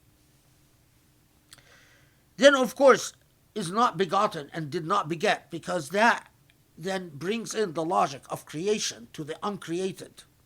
And once the logic of creation comes in, then the entire edifice of divinity unravels. وَلَمْ يَكُنْ لَهُ كُفُوًا أَحَدٌ. And that God cannot be compared. So that is precisely why we can say God is in the heavens, but God is everywhere. That is precisely why God can say, I am closer to you than your jugular vein. That is precisely why God can say, there are not two people except God is with them. That is precisely why you can be in a marriage and you can say, God is our third partner. How do you comprehend that? Through grace. In order to obtain grace, you cannot obtain grace without gratitude. Well, how do you get gratitude? You must overcome your ego. If you are trapped by your ego, me, what I want, what is good for me, what do I get out of it? You're not going to attain gratitude. And without gratitude, you're not going to attain grace. And without grace, you will never recognize any part of the reality of how God can be your partner. Either as an individual, or perhaps in a marriage where you want God as your third partner. And that is Surah Al Fatiha and Surah Al Ikhlas. Walhamdulillahi Rabbil Alameen. And it is, subhanAllah, many years ago, 3 or 4 maybe years ago, Sharif once told me, inshallah, you will finish a commentary on the Quran. And I said, that will never happen, my son. I will leave this earth. And I have never completed the commentary on the Quran. And back then, I was keeping what we now call Project Illumine secret. Yeah, secret. I just wouldn't, I would let out a little bits and pieces here and there, but I wouldn't tell them what I'm up to. And I really didn't want to share any of it, because I just thought, it was a product of a very personal relationship of grace with my Lord. Everything that I was learning about the Quran, all the insights. Yes, there was a lot of hard work. Yes, there was a lot of research, but all of that was just like doing administrative work. Just, shuffling papers, doing my due diligence. But the real insights came from acts of grace. That's when the Quran would suddenly just open its secrets to me and say, come, welcome. And when you have something so personal, it's so beautiful, and it's so personal, you don't want to share it. It's like sharing it.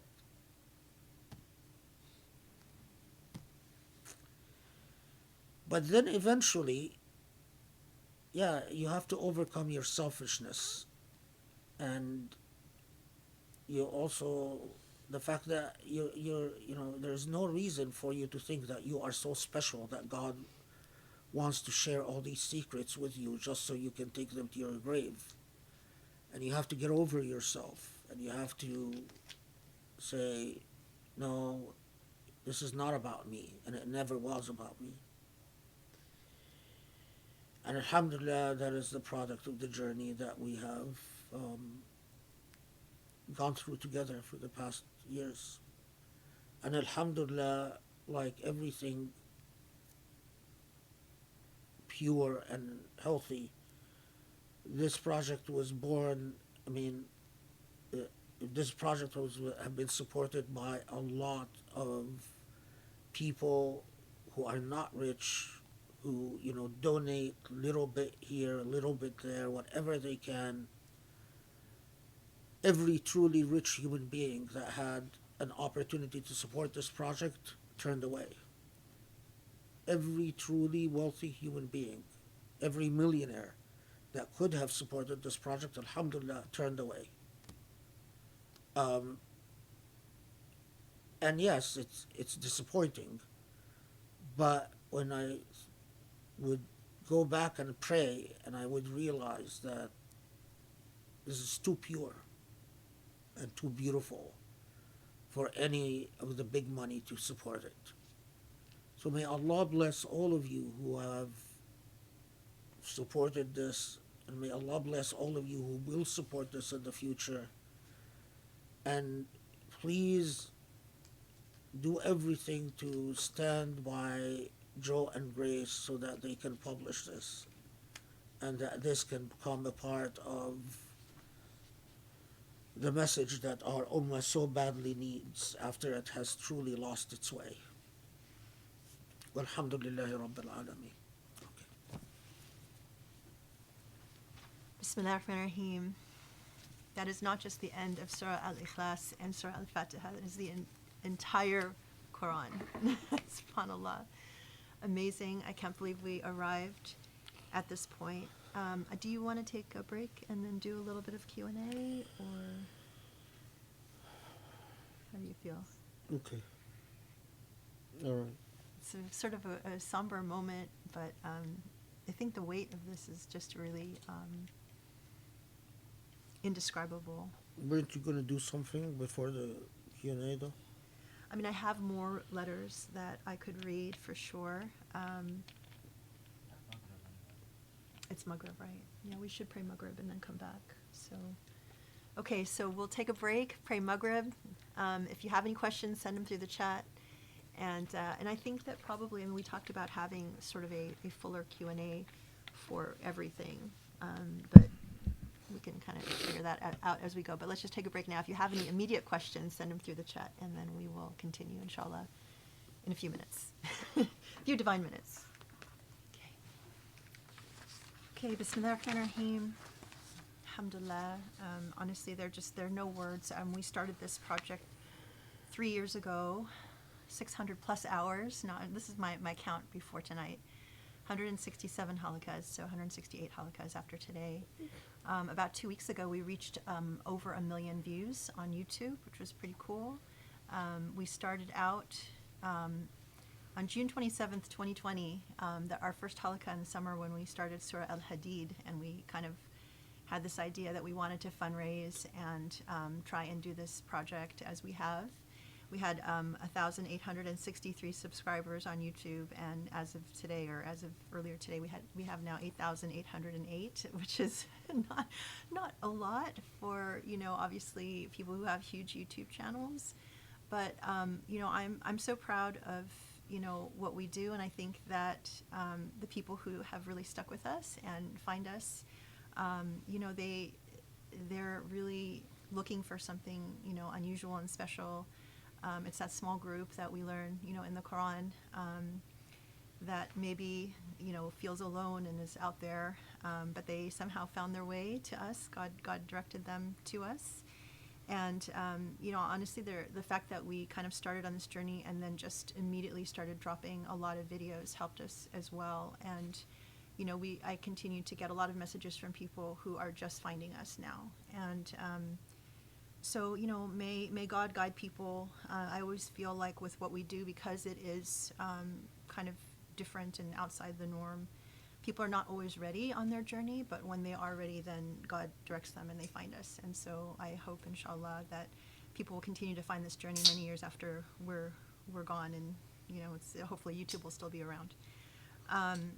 So we don't have any questions in here, but I don't know if there's anything that you want to say. I always ask you if you would tell us about your journey with these particular surahs, just to start.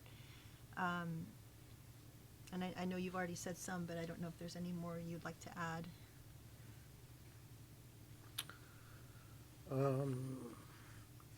Surah Al Ikhlas was it was the very first surah I started with. Yeah. So the Ikhlas was very first surah, but I had already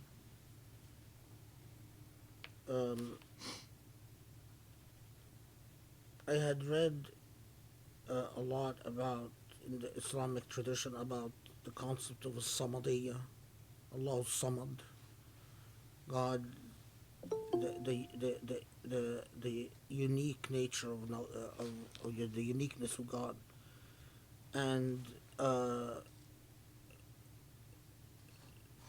I and the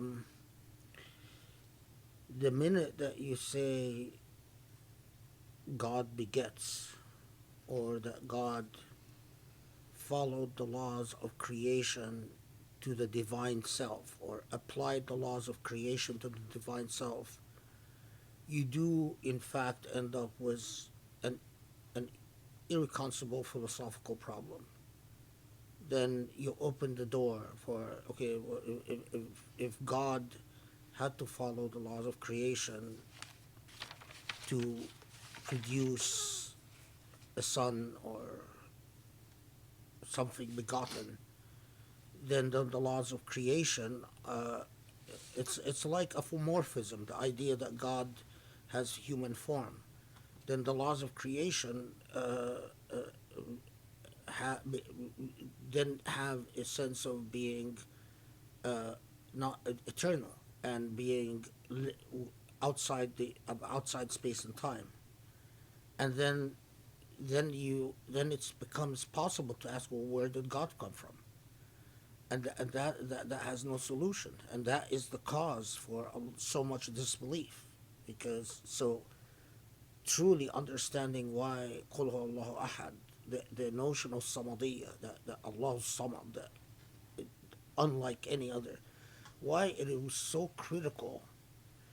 And but also the just I remember that in prayer, especially, the settling in of why God keeps reminding us that this has been the message from the very beginning, and that human beings.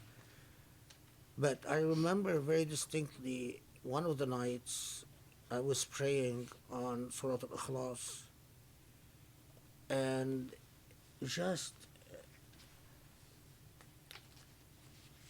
I can't describe it. It was just the sense of comprehension of why is it that human beings always have had in history such a hard time with wahdaniyatullah, with the idea that God, the monotheism, that God, there's the unparalleled, unequal, dissimilar nature of God to anything, is that human beings perceive everything through the lens of their ego.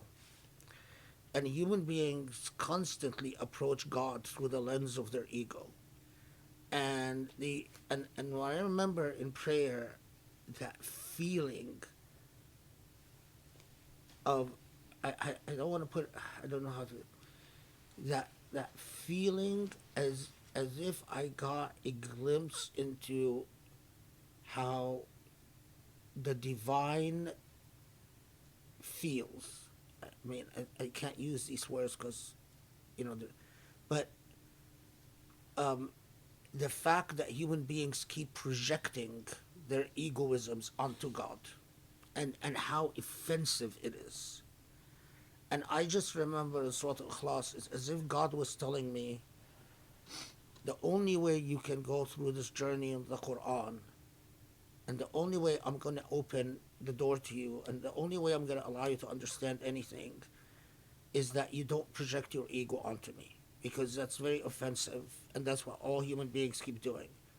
So you want me, you want to go on this journey, put your ego to the side. And, and that's hard. That's really hard because we are very egotistical beings, and we always think the me is so important. And that's part of the reason that I kept this whole thing secret, is because I didn't want the I don't I was too weak to resist corruptions of the ego because of the involvement of others. So the best thing is to keep it secret and to just make it between you and God and no one else. So no one matters. No one's opinion matters. No one's opinion even counts. It's just you and God, and that's it.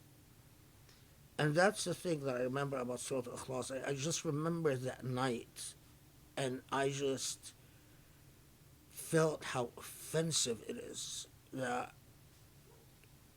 God who created us, and we are so, like, we're little, you know, arrogant. It's like, you create little dolls, and these dolls have an attitude towards you, and they're arrogant, and they and it's so silly, and it just I felt such an overwhelming. I just, for the first time in life, understood what it means how necessary it is to put your ego aside if you want to understand God's word. There is no me. There is no you. There is no me. There's just, in God's presence. You are in non being. In Fatiha, there is so much written on Surah Al Fatiha. The Fatiha was the second surah after Surah Al Ikhlas that I took on, but just the overwhelming number of things written about Fatiha, so much is written. And due diligence and doing your job, doing your, and being humble requires that you read everything. And I was just overwhelmed by, oh my Lord, how am I going to read all of that? So I read a lot until the point that prayer started uh, opening things to me. And so I committed to myself that I'm going to continue reading, so I don't feel like I've arrogantly just said, okay, I've had enough, I'm not going to read anymore. So I said, okay, even after no matter what, I'm going to continue reading all the material written about the Fatiha, uh, as I go along, as I'm doing other surahs. So I've I actually took me about a year of reading to get through all the material written about Surah Al Fatiha. And I can't say, I mean, Allahu Alam, but I mean, so much of it was, yeah, in retrospect, so much of it was redundant. But you, in hindsight, I don't think I know of a parallel in all of human literature. I don't know of any text in human literature that has had the type of impact that Surah Al Fatiha has had, in terms of human beings being affected by it, writing about it, thinking about it.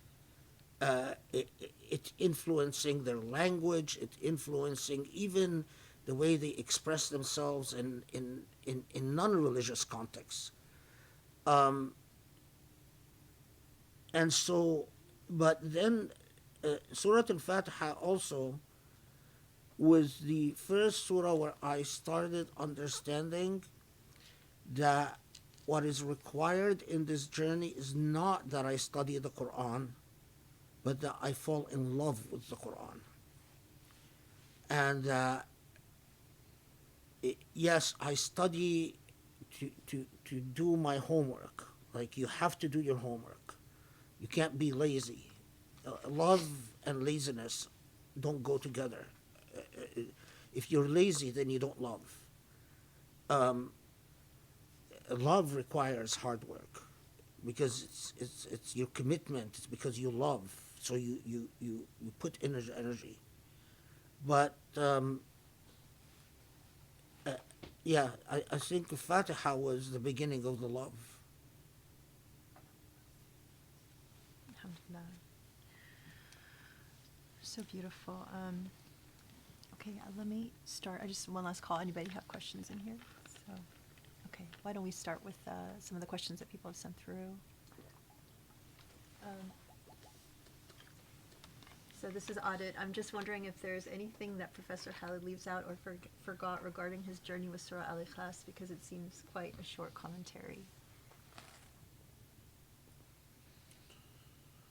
No, if you go through the line by line tafsir, I spent a lot of time on Surah Al Ikhlas because I was going through all the material that was written, and but the reason it's such a short commentary here is because it is. We dealt with it in the context of dealing with Surah Al Fatiha, um, and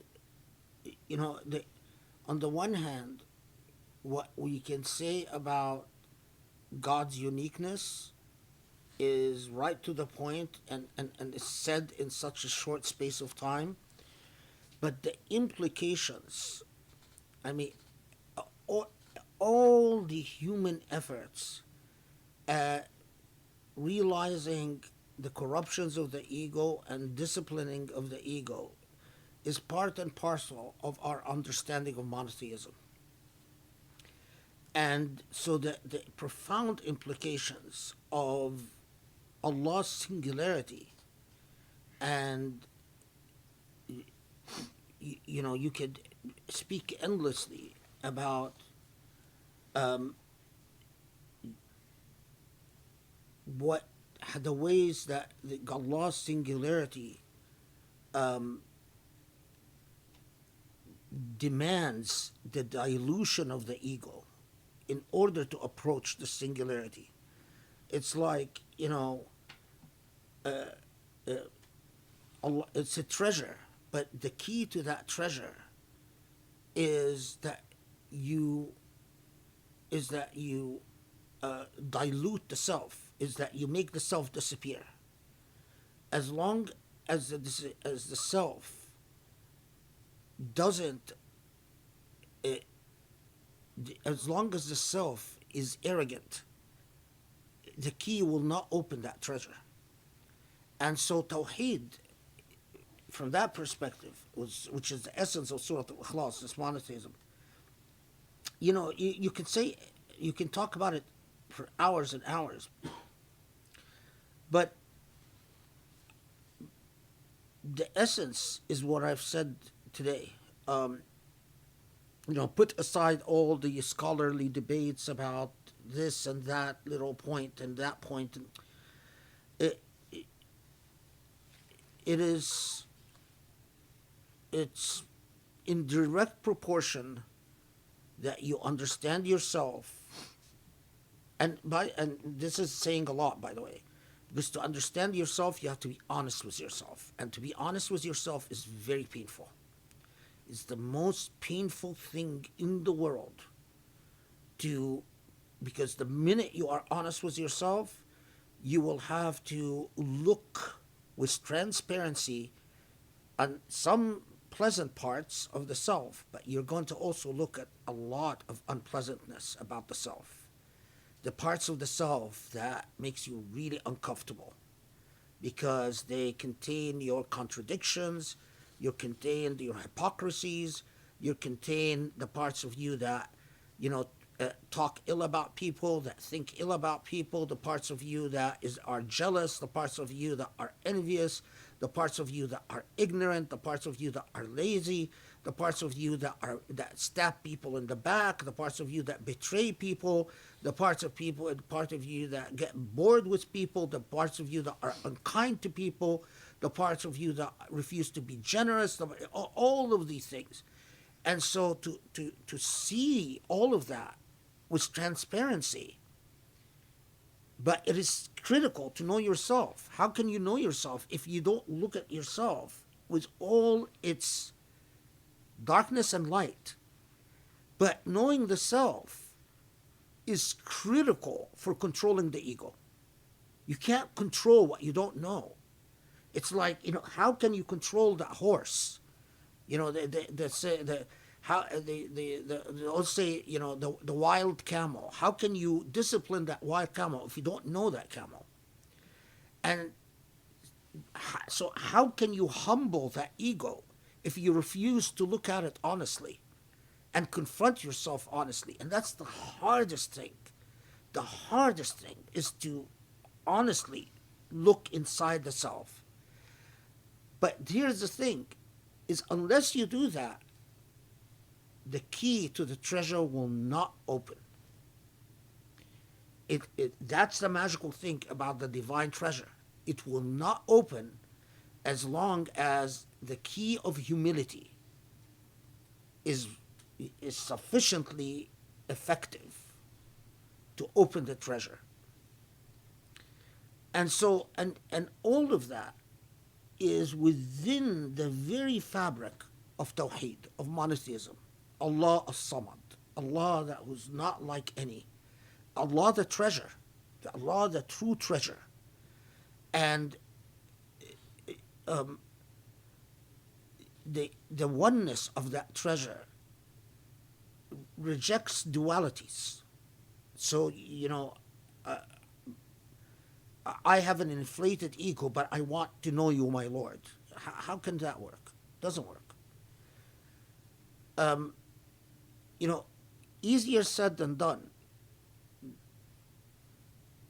Every spiritual journey of elevation starts with that awareness and then goes from there.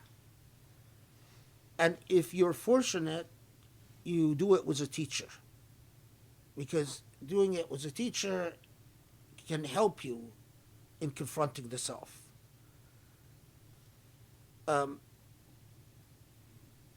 But, in our day and age, having said that, always be, you have to be very careful about teachers that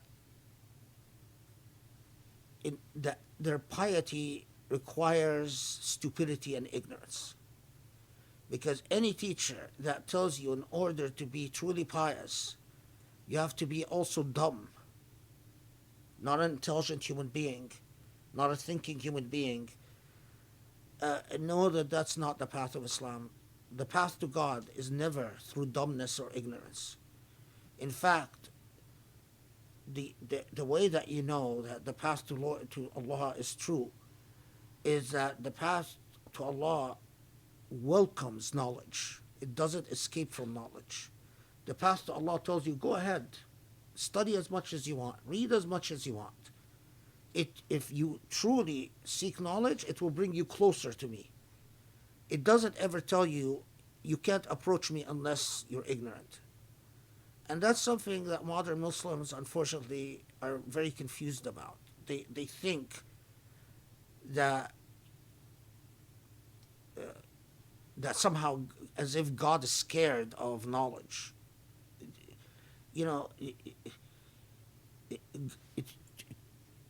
I can tell you that if you have the intellect for it, go ahead. God tells you, go ahead, study as much as you want, read as much as philosophy, as much as you want, history as much as you want, science as much as you want.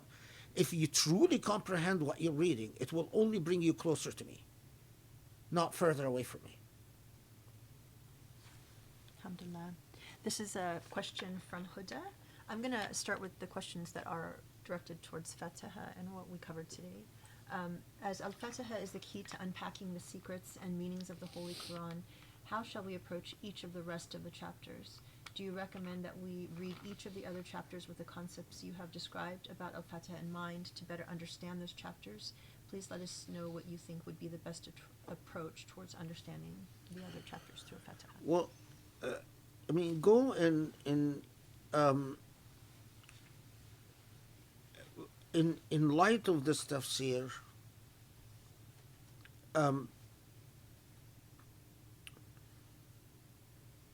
approach each of the chapters, so we don't always reinvent the wheel as we Muslims tend to do. Start with this tafsir, and as a pedagogical discipline, as a teaching discipline, start by seeing how the tafsir that you've received, how Fatiha can unlock that tafsir. So in other words, what is the relation to the Fatiha to the tafsir that you've heard? So that's that's incorporating the tafsir in mind. Of course, with this question, it's sort of phrased in a broader sense. But I can tell you that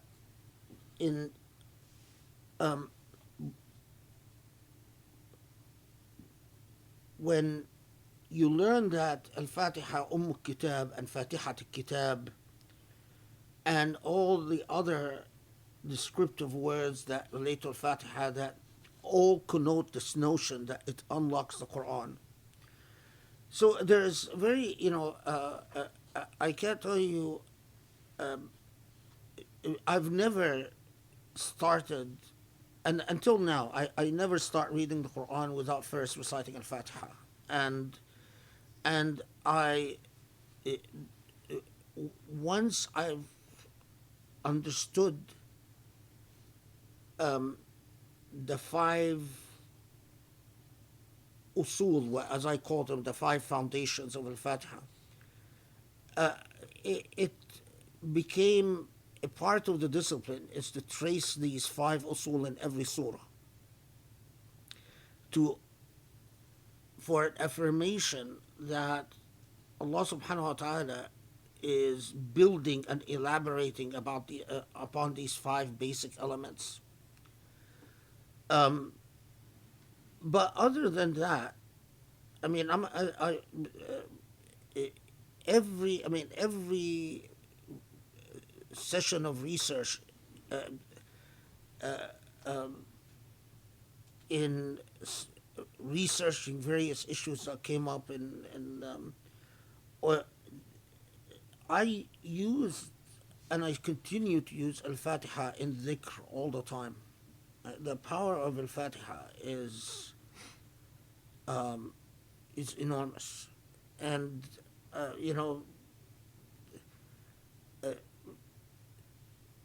to this very day, I often just do the dhikr using just Surah Al-Fatiha. Thank you. Okay, this is from Omar. Does the Fatiha give us guidance on how much a believer should push him or herself in the pursuit of gratitude, knowledge, and accountability? The Fatiha seems to teach us these principles, but does it have a metric that we can compare ourselves to for when is enough? How much mercy should a believer show? How self-critical should we be? Is there such thing as too much mercy or self-criticism for a believer? No, Al-Fatiha itself doesn't do that. Al-Fatiha, like all constitutional documents, it lays, tells you, it affirms the basic foundations. In many ways, the entire learning experience of the Quran is to give you practical knowledge of and the example of the Prophet ﷺ, and that is why the example of the Seerah and the Prophet and the Prophet's engagement with the Quran is to give you living practical examples of the principles of Fatah. So, if, compassion and mercy, for instance. Well, you repeatedly see the example of the Prophet ﷺ working out that metric and working it out in ways that are truly challenging for our day and age. Because, I mean, you even even in the way Muslims interpreted Sharia and fiqh often shows how they weren't able to even imagine that metric. So we know that he lived at a time in which, all the population of hypocrites and people who betrayed them in the middle of battle, people who stabbed them in the back, and people who slandered him and maligned him. And when it came time to writing law, a lot of fuqaha reflected the medieval mind that anyone that insults the majesty, in Roman law, there was a crime of lemajestas. Lemajestas, crimes against the majesty, were always punishable by death. And in Roman law, like in Sassanid law, like in Babylonian law, like in all the legal systems of the age, if you insulted the majesty, the king, the punishment was death. And although the fuqaha knew very well that people at the time of the Prophet ﷺ insulted him, slandered him, called him names, and he didn't execute or kill any of them, didn't even imprison any of them, didn't flog any of them, it was cognitive dissonance. They couldn't handle it. All these lawyers, of course, if you insult the majesty, you have to die. That's the legal order of our day. That's not just in Roman law. That's in Sassanid law. That's in the law of the various Yemeni kingdoms. That's in Babylonian law. That's in all the ancient legal systems. And it continued, by the way, to be the law until just, in historical terms, until fairly recently, until, Europe started changing the law of majestas, only after the 16th century.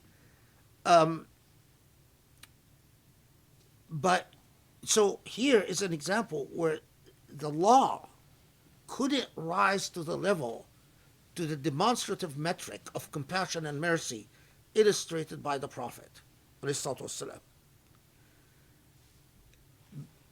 Now, if you don't know the precedents of the Prophet, it might be difficult knowing this metric. And, that's why the knowledge of history, knowledge of law, knowledge of philosophy, and a personal relationship with Allah they all go into informing that metric. And the problem is that, and that is why, when you look at the Islamic civilization, look at some just very simple facts. There were groups that, throughout the Islamic civilization, there were heretical groups that appeared in Europe that were exterminated to the last person. But look at the heretical groups that appeared in the Islamic civilization. Nearly all of them survived, from the Druze to the Alawiyin to even if they were persecuted at times, but ultimately they survived. The Islamic civilization, when it was healthy, was compared to everything else, was a remarkably compassionate and remarkably merciful civilization. At the times of bad health, the times that it was ailing, it didn't demonstrate compassion and mercy. Uh,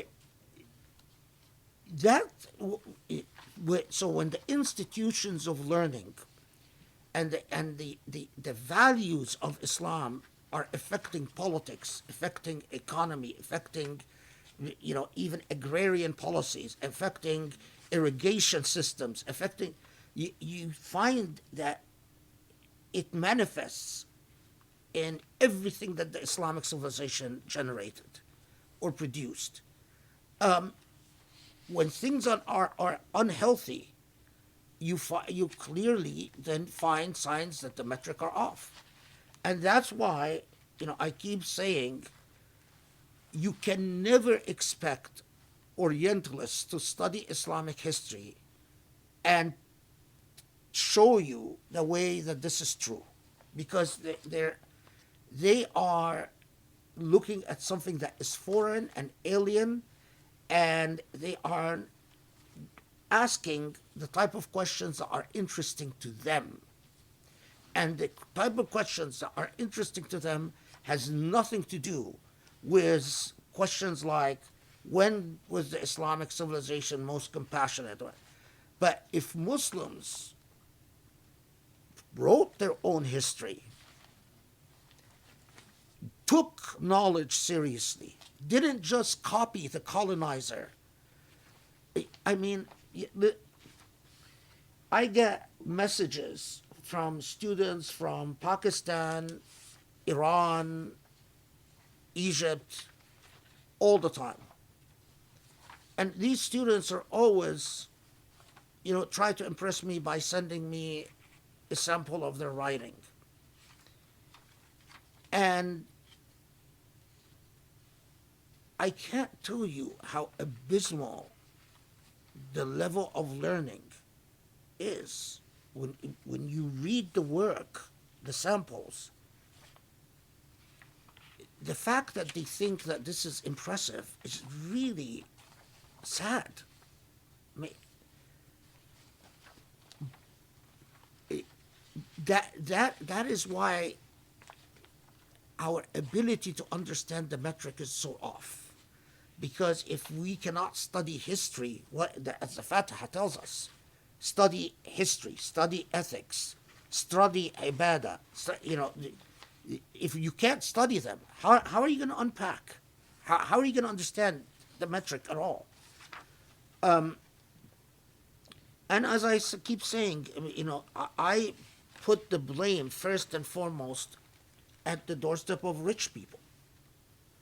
Because they're the ones that can. I've met tons of people with real talent in my journey in life, Muslims with real talent, and the thing that they needed the most was financial backing. If they would have found someone who would say, don't worry about making a living, I'll pay your bills, you just focus on your journey with knowledge. I've met tons of people that would have produced marvelous work, but they never find someone like that. And so, then they go to non-Muslims for sources of livelihood and earning. And, non-Muslim money asks non-Muslim questions, has non-Muslim concerns, has non-Muslim interests. You can't blame them for that. They're not going to ask the questions that are pertinent to you or pressing to you. You get funded by the Guggenheim Institute. Well, the Guggenheim is interested in questions that interest the Guggenheim. You can't fault them for that. But I sure can fault. I don't know how any millionaire Muslim living today is going to make it to Jannah. I honestly don't know. I honestly don't know. How? What are you going to tell Allah? Yeah, I spent money on a few Islamic camps where, kids got together and, it's abysmal, embarrassing. Okay, thank you. I'm going to take one more question, and then I want to set aside some time to read some of these really beautiful letters. So the last question is from Brian. Assalamu alaikum. Thank you so much for such a breathtaking halaqah and transformative journey. My question is regarding Al-Falaq and Al-Nas. How does one seek refuge in God? Many Muslims will simply recite these surahs or say they seek refuge in God, similar to an incantation. Could the Sheikh share a bit about the inner dimension of seeking refuge? You know, it's not an incantation. God is not, excuse my language, but God is not some type of zombie that reacts the minute God hears certain words. God just turns like a machine. It doesn't work that way. God, and I'm going to put it very bluntly, God responds to relationships. Relationships. You love God, God loves you. God responds to that. God is compassionate and merciful, and so God a lot of times responds to people who are completely egotistical and they fall into trouble and they beg God and God responds. But that's because God's compassionate and merciful. But the stronger the relationship you have with God, the more you can count on a response. That is precisely why you can have someone that does ruqya and sits there and recites an hour-long ruqya, and then someone else comes in and does a ruqya for 5 minutes. And the person who has a genuine relationship with God, their ruqya, their 5 minute ruqya, will be far more effective than the person who sat there reading for an hour. By the way, I saw a video, Sharif showed me a video of a guy doing ruqya, and he had a toy gun. For people who don't know what ruqya It's like ruqya is what you read to get rid of jinn and demonic possession and stuff like that. And this guy had a toy gun, and he was shooting the jinn with toy gun. Okay, so how many, you could read Qul A'udhu Birabbin Nas, Qul A'udhu Birabbin Falaq as much as you want. Do you really think God, looks at this and says, yes, this is the type of situation I want to respond to? A guy who's using, toy gun that makes noises like, toy guns make. And I'm not talking about like a toy gun that makes firearm noises. I'm talking about these toy guns that light up with a red light that blinks and, makes, yeah. No, so it's not an incantation. It is a genuine relationship.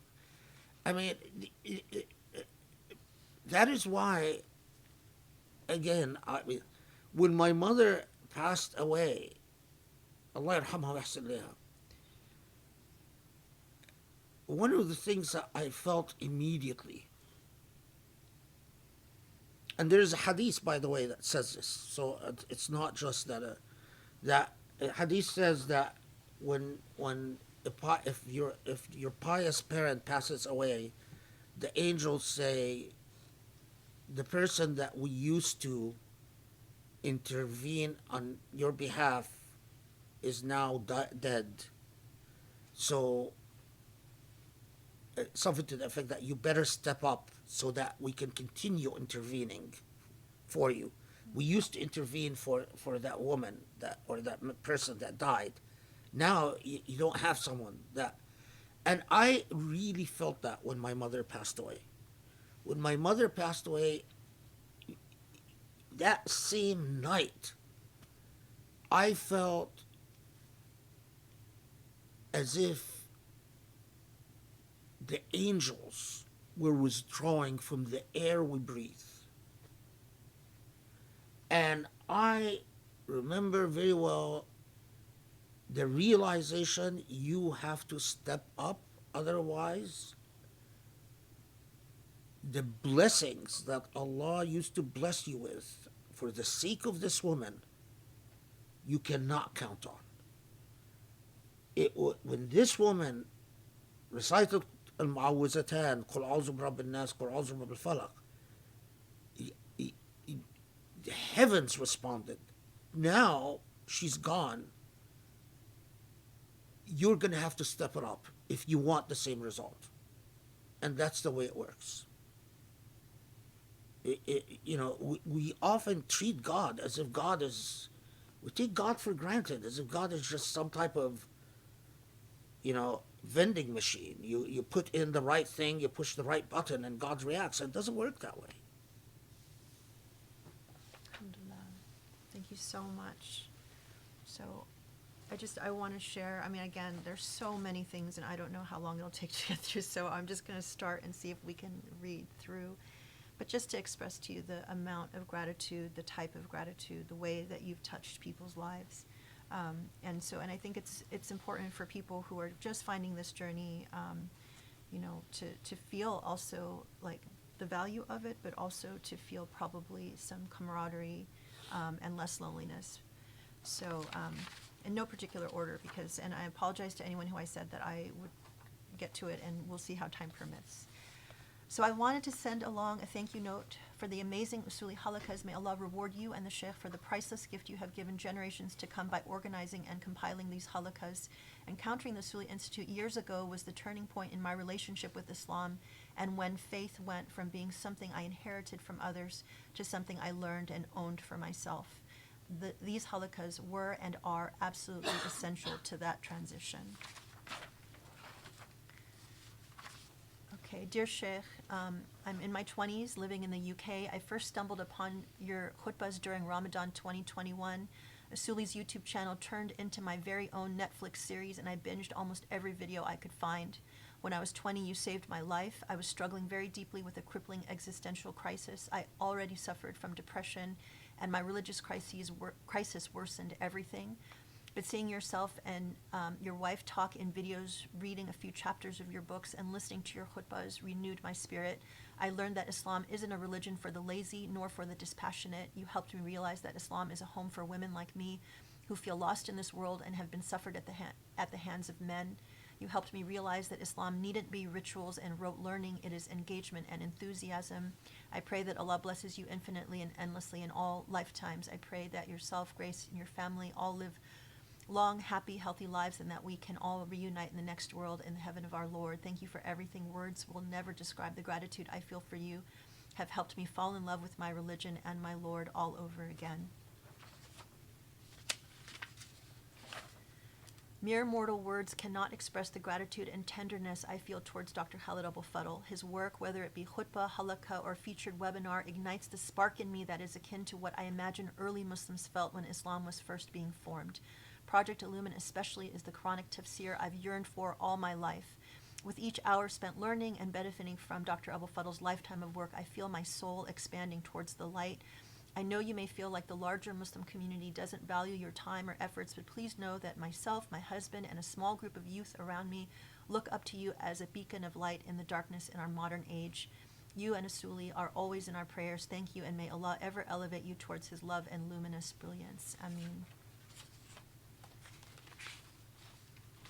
I sent you and Grace an email over a year ago, and I'm not sure if you read it, but Grace sent a very nice and thoughtful response. Although she didn't answer the questions I had directly, she was insistent that I go through the videos and that I'd find all my answers there. At the time, I would have preferred a direct answer since that was easier, but alhamdulillah, I am glad no direct answer was available. The time and effort learning more about Islam and connecting with the divine has brought me a level of peace and confidence that I've never felt. I'm slowly going through every video on the YouTube channel, and I'm just starting the videos from 2020 now. I'm sure you've heard this many times now, but the work you've done to pass down the Islamic intellectual tradition is truly wonderful. I've been searching for decades for something that would make life make sense. The Islam I grew up with never did, so the Usuli Institute's values were so refreshing. The dignity of all creation, rejection of whimsicalness and excess, the importance of fostering a personal connection to Allah, supporting the weak even when things are bleak, and speaking up against the unjust are just a few of the ideas you've hammered in throughout the years. The moral, reasonable reading of the Quran and Sunnah has changed my life, and I believe that every Muslim in modern day must understand the ethical core of Islam as a step towards perfecting their faith. I can't think of any better way to learn those concepts than through your work.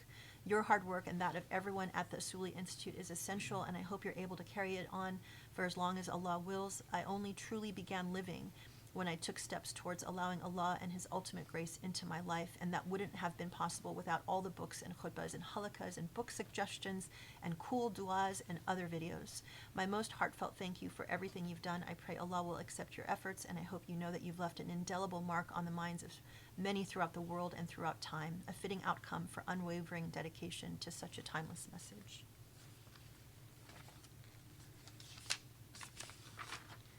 Project Illumine is helping me to find a cause to live through this life, a purpose of life which I was struggling to find, a language and expression which I was searching for a long time, a confidence which I never had before, a subject of research and study where I can invest the rest of my life with my own pace. It is a whole new universe to me, a friend I never had before, and a feeling that I am not alone.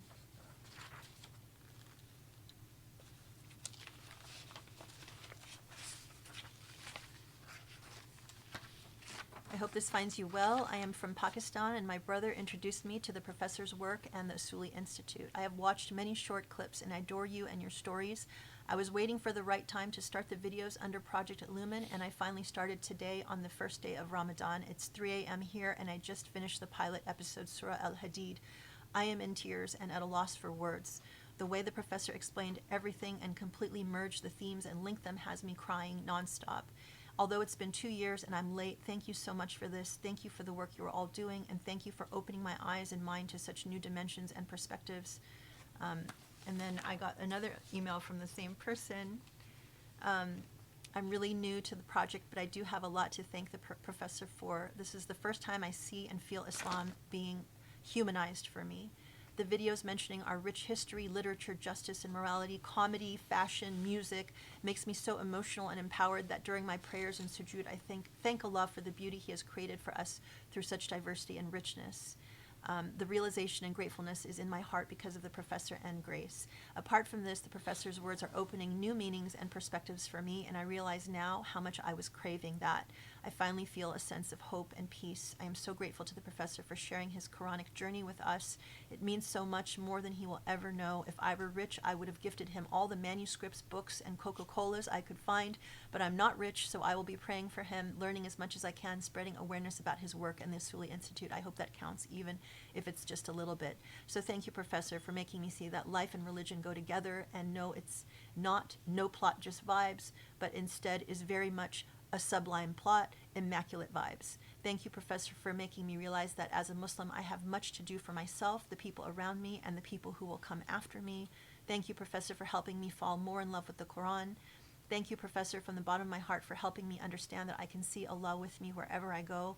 Thank you for everything you have done and continue to do for us. I hope to meet you in grace in this lifetime. If not here, then in paradise. May Allah bless you and your loved ones with the best in this world and the next.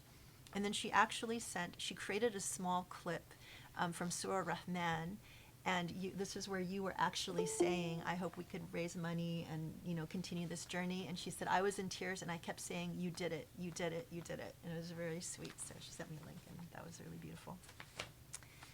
Okay. So I've prayed for years for some answer, to understand the Quran to the extent that my heart was filled with love for it. I won't presume to say anything definitively about God's plan, but the Shaykh's halaqas and Project Illumine feel like what I've been hoping for. The rigor, the depth of the moral inquiry, the literary appreciation of our Holy Quran, it's been such a balm for an anxious heart. The fact that the Sheikh can quote our tradition, can refute the arguments of those who reduce it and flatten our faith by citing their quote-unquote sources and the history of their interpretive framework, and he can point to the diversity and beautiful ruminations that that centuries of Islam have produced. It provides the counterpoint to the kind of urgent, short-sighted, anxiety-ridden learning that produces no creativity or confidence. These halaqas aren't about memorization or learning pithy retorts, although he has them too. These halaqas are about reconfiguring one's entire orientation towards God's revelation and our Prophet, peace be upon him, and our Prophet's beautiful example. It feels like an intellectual revolution, but also it's a heart work. It's a call to challenge ourselves and see the ways in which we fall short, to seek forgiveness, and to earn that forgiveness by being honest with ourselves and trying to do better. It's the work of finding our path to beauty and bravely making our contributions to beautiful goodness and justice and truth in this world. The Sheikh has said many times that as a scholar, his disposition is one of inwardness and retreat into his books. I understand that completely. Combine that with his health issues and exhaustion. I am so amazed and grateful that this project ever came to fruition. I am so very grateful. Okay, now these ones actually are really special because, well, you'll see. As you draw to the end of Project Illumine, I want to extend my heartfelt gratitude for all you have done for the Ummah with this work. I cannot begin to imagine the years of work and careful study that went into providing us with this gift of knowledge of the Quran, but I am so grateful that you made it available to all. Your insights into the Quran have been very refreshing and relevant to real life, and this has made me fall in love with studying tafsir. Before being shown your channel by my best friend, I had been an atheist for 6 years. I had lost interest in the intellectually lazy and stagnant discussions I saw in my community, but alhamdulillah, through your institute, Allah revealed to me the timeless beauty of Islam, and I have been Muslim again ever since for the past 2 years. My connection to the Quran is a world apart from when I started, and I can only imagine the inner peace, moral guidance, and overwhelming love for Allah subhanahu wa ta'ala that I will have developed when I manage to finish all the surahs. Jazakallah khair. I'm incredibly interested and excited to see what you do next with decolonizing the Sirah. Thank you for being such an amazing role model of what a modern Muslim should be like, and thank you to everyone at the Institute who helped, and Grace for her insightful introductions. So, okay, these two are from people who are not Muslim. Hi Grace, I read your idea that people can write a message to Dr. Abul Fadl and that these can be shared with him at the final halaqah. What I'd like to say is this. I've been following the Usuli Institute and the teachings and khutbahs of Dr. Abul Fadl for some time. I cannot claim to have listened to every single one by any means, but I've heard enough to know these teachings are meaningful and helpful, and I'm happy all of these materials are available on the Usuli YouTube channel for future consultation. In particular, I'm impressed and refreshed by the moral seriousness of these teachings. Sometimes I feel like the politics and culture of the U.S. are increasingly permeated by extremism, lying, malevolence, and cynical manipulation. And when we look at the global picture, we're faced by dire situations such as global climate disruption, wars like Ukraine and Sudan, and population displacement, for example, on our own southern border. In short, both Americans and humanity at large are in desperate need of guidance from whatever wise voices and traditions there are out there. I do not practice Islam or indeed any religion, but I find the lectures of our Sheikh uplifting as they point our minds and spirits in the right direction, and I think it's important that not only Muslims but non-Muslims as well are being touched and helped by the immense and profoundly humane teachings Sheikh has presented. All the best to Sheikh, Grace, and sons. And another one. Peace be upon you and the Usuli community. I wrote you a couple of weeks back praising your project after having discovered Usuli via the Malcolm Effect interview with Sheikh Khalid. In that email, I think I described Usuli as a service to humanity, and having spent quite a lot of time since then reading the Prophet's pulpit and immersing myself in the videos, I'm inclined to think that was an understatement. I'm a non-Muslim, non-believer, but I don't need to be either to know that what you do is noble and precious and life-enhancing. And frankly, if I were a Muslim, I'd be on fire after listening to Sheikh Khalid's khutbahs. I was fortunate enough to be in a situation the past couple of weeks to spend a couple of hours each morning going through the archive of khutbahs, and I listen to at least one, usually two, every morning in the dark. I get up at 4 a.m. and sipping a coffee. I digest and reflect on them throughout my working day, and then in the evenings read the Prophet's pulpit.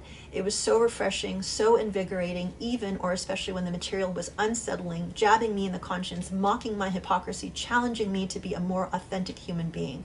So I just wanted to express again my admiration and appreciation. And he goes on from there with some more personal stuff, which is so beautiful. Before the existence of these halaqas, I would be in constant confusion in many, many verses of the Quran. I would research and find books of tafsir, seeking answers, but rarely finding convincing answers. There would never be answers explaining why this verse is where it is. There would never be any explanation of what this verse means for us today. I would often end my journey unsatisfied and lost. Now, although I haven't been watching the halaqas as they are released, I'm slowly making my way through them, and when I encounter confusion, I do a YouTube search of the Usuli halaqa for this surah, listen to the introduction and skip ahead to the verse, almost always finding an aha moment, making sense of what this verse meant in the 7th century to the early Muslims and what it can mean for us living in the 21st century. Additionally, through the methodology that Sheikh has developed, I'm able to further reflect, think, and discover meaning in the Quran for myself. I am beyond grateful for the existence of this incredible research. I hope to learn and know it all and pass on this sacred knowledge, inshallah.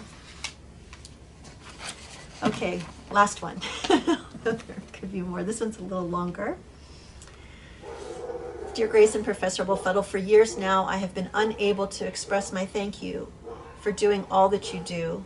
My flimsy excuse is that I could not and still barely am able to find the words for the profound impact your work has had on me personally, my life, and my family. I have been watching Project Illumine videos for about 4 years now. I was introduced to Usuli and the professor's work through the Instagram account of the wonderful Mademoiselle Mimi or Marwa. I was born a Muslim in Pakistan and moved to the US when I was 9. I come from a traditional first-generation immigrant family, and while growing up, my understanding of Islam was very cultural, disassociated, and with all my teachings coming from the people in apologetic tones, with colonized minds, exactly as you often say, Professor. Suffice it to say, my understanding was worse than many non-Muslim people of faith. So in college, while searching for some purpose in life, I turned to religion and tried to explore and learn about other religions. However, I could not find what I was searching for and was quickly, again, led right back to my own. Thus, my interest in wanting to understand life's purpose more deeply through Islam began, but consistently I hit walls wherever I turned. I wanted profundity, but I could only find superficiality. So I had settled to be a quote-unquote good Muslim with the lackluster explanations of modesty for women, beards, and a ton of tomfoolery, as I've often heard you say in your videos, Professor. I had reached a point that I think many Muslims in the West eventually do, where I did not want to learn anymore, as a resource I turned to was only going to give me more dogmatic explanations that did not make any sense, but only made me feel guilty for being a bad Muslim with more rules I was really not planning to follow. I thank God I found Usuli, for the Project Illumine Quran teachings have led me through transformation after transformation, truly as you have said, Grace. When I first started watching your videos, I would break down into tears. There was apprehension. I wasn't good enough. How would I ever be able to meet God's expectations, to have this kind of ethics rooted in God?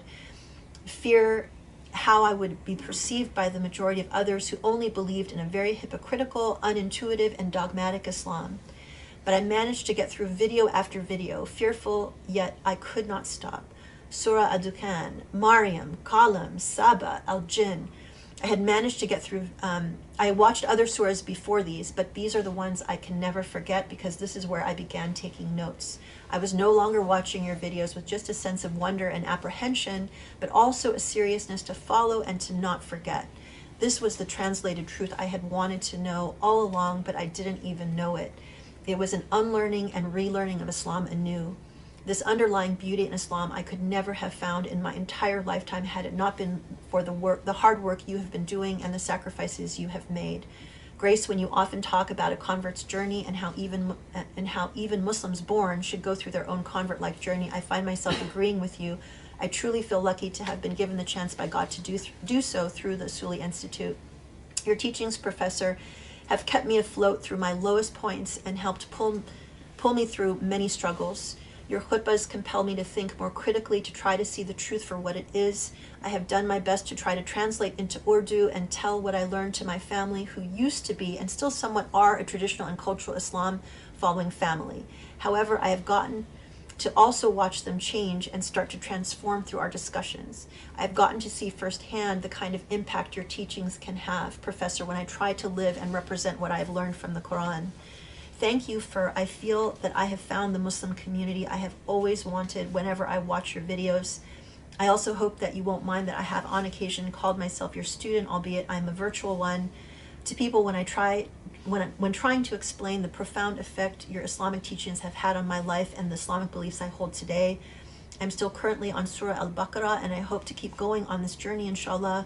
May God grant you blessings, bring you health, safety, and a long life. I especially pray really hard, may our professor be granted health to continue teaching us for a very long time.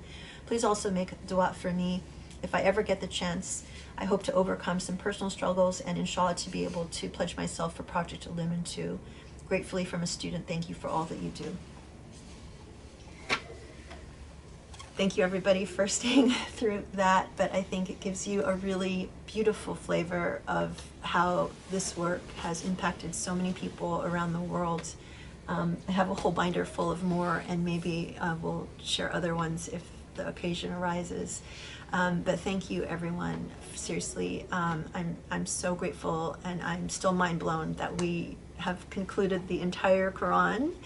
And do you feel lighter? Because we used to say that with every surah you would feel a little bit lighter, and the rest of us would be like, oh God, we feel so much the weight of accountability. So now you've let it all off, and now it's all on us. I mean, do you feel lighter? Okay, no comment. So alhamdulillah, alhamdulillah. Thank you for being with us on this wonderful night, and inshallah we will see you again really soon. I'll send out an email about whether we're going to take a break for next week or we'll continue on. There's so much to say. There's so much to tackle in this world, and I don't know of anyone else I want to hear from than Sheikh. So I think other people feel the same way. So anyway, keep Sheikh in your prayers, and have a wonderful week, inshallah. Assalamu alaikum, everybody.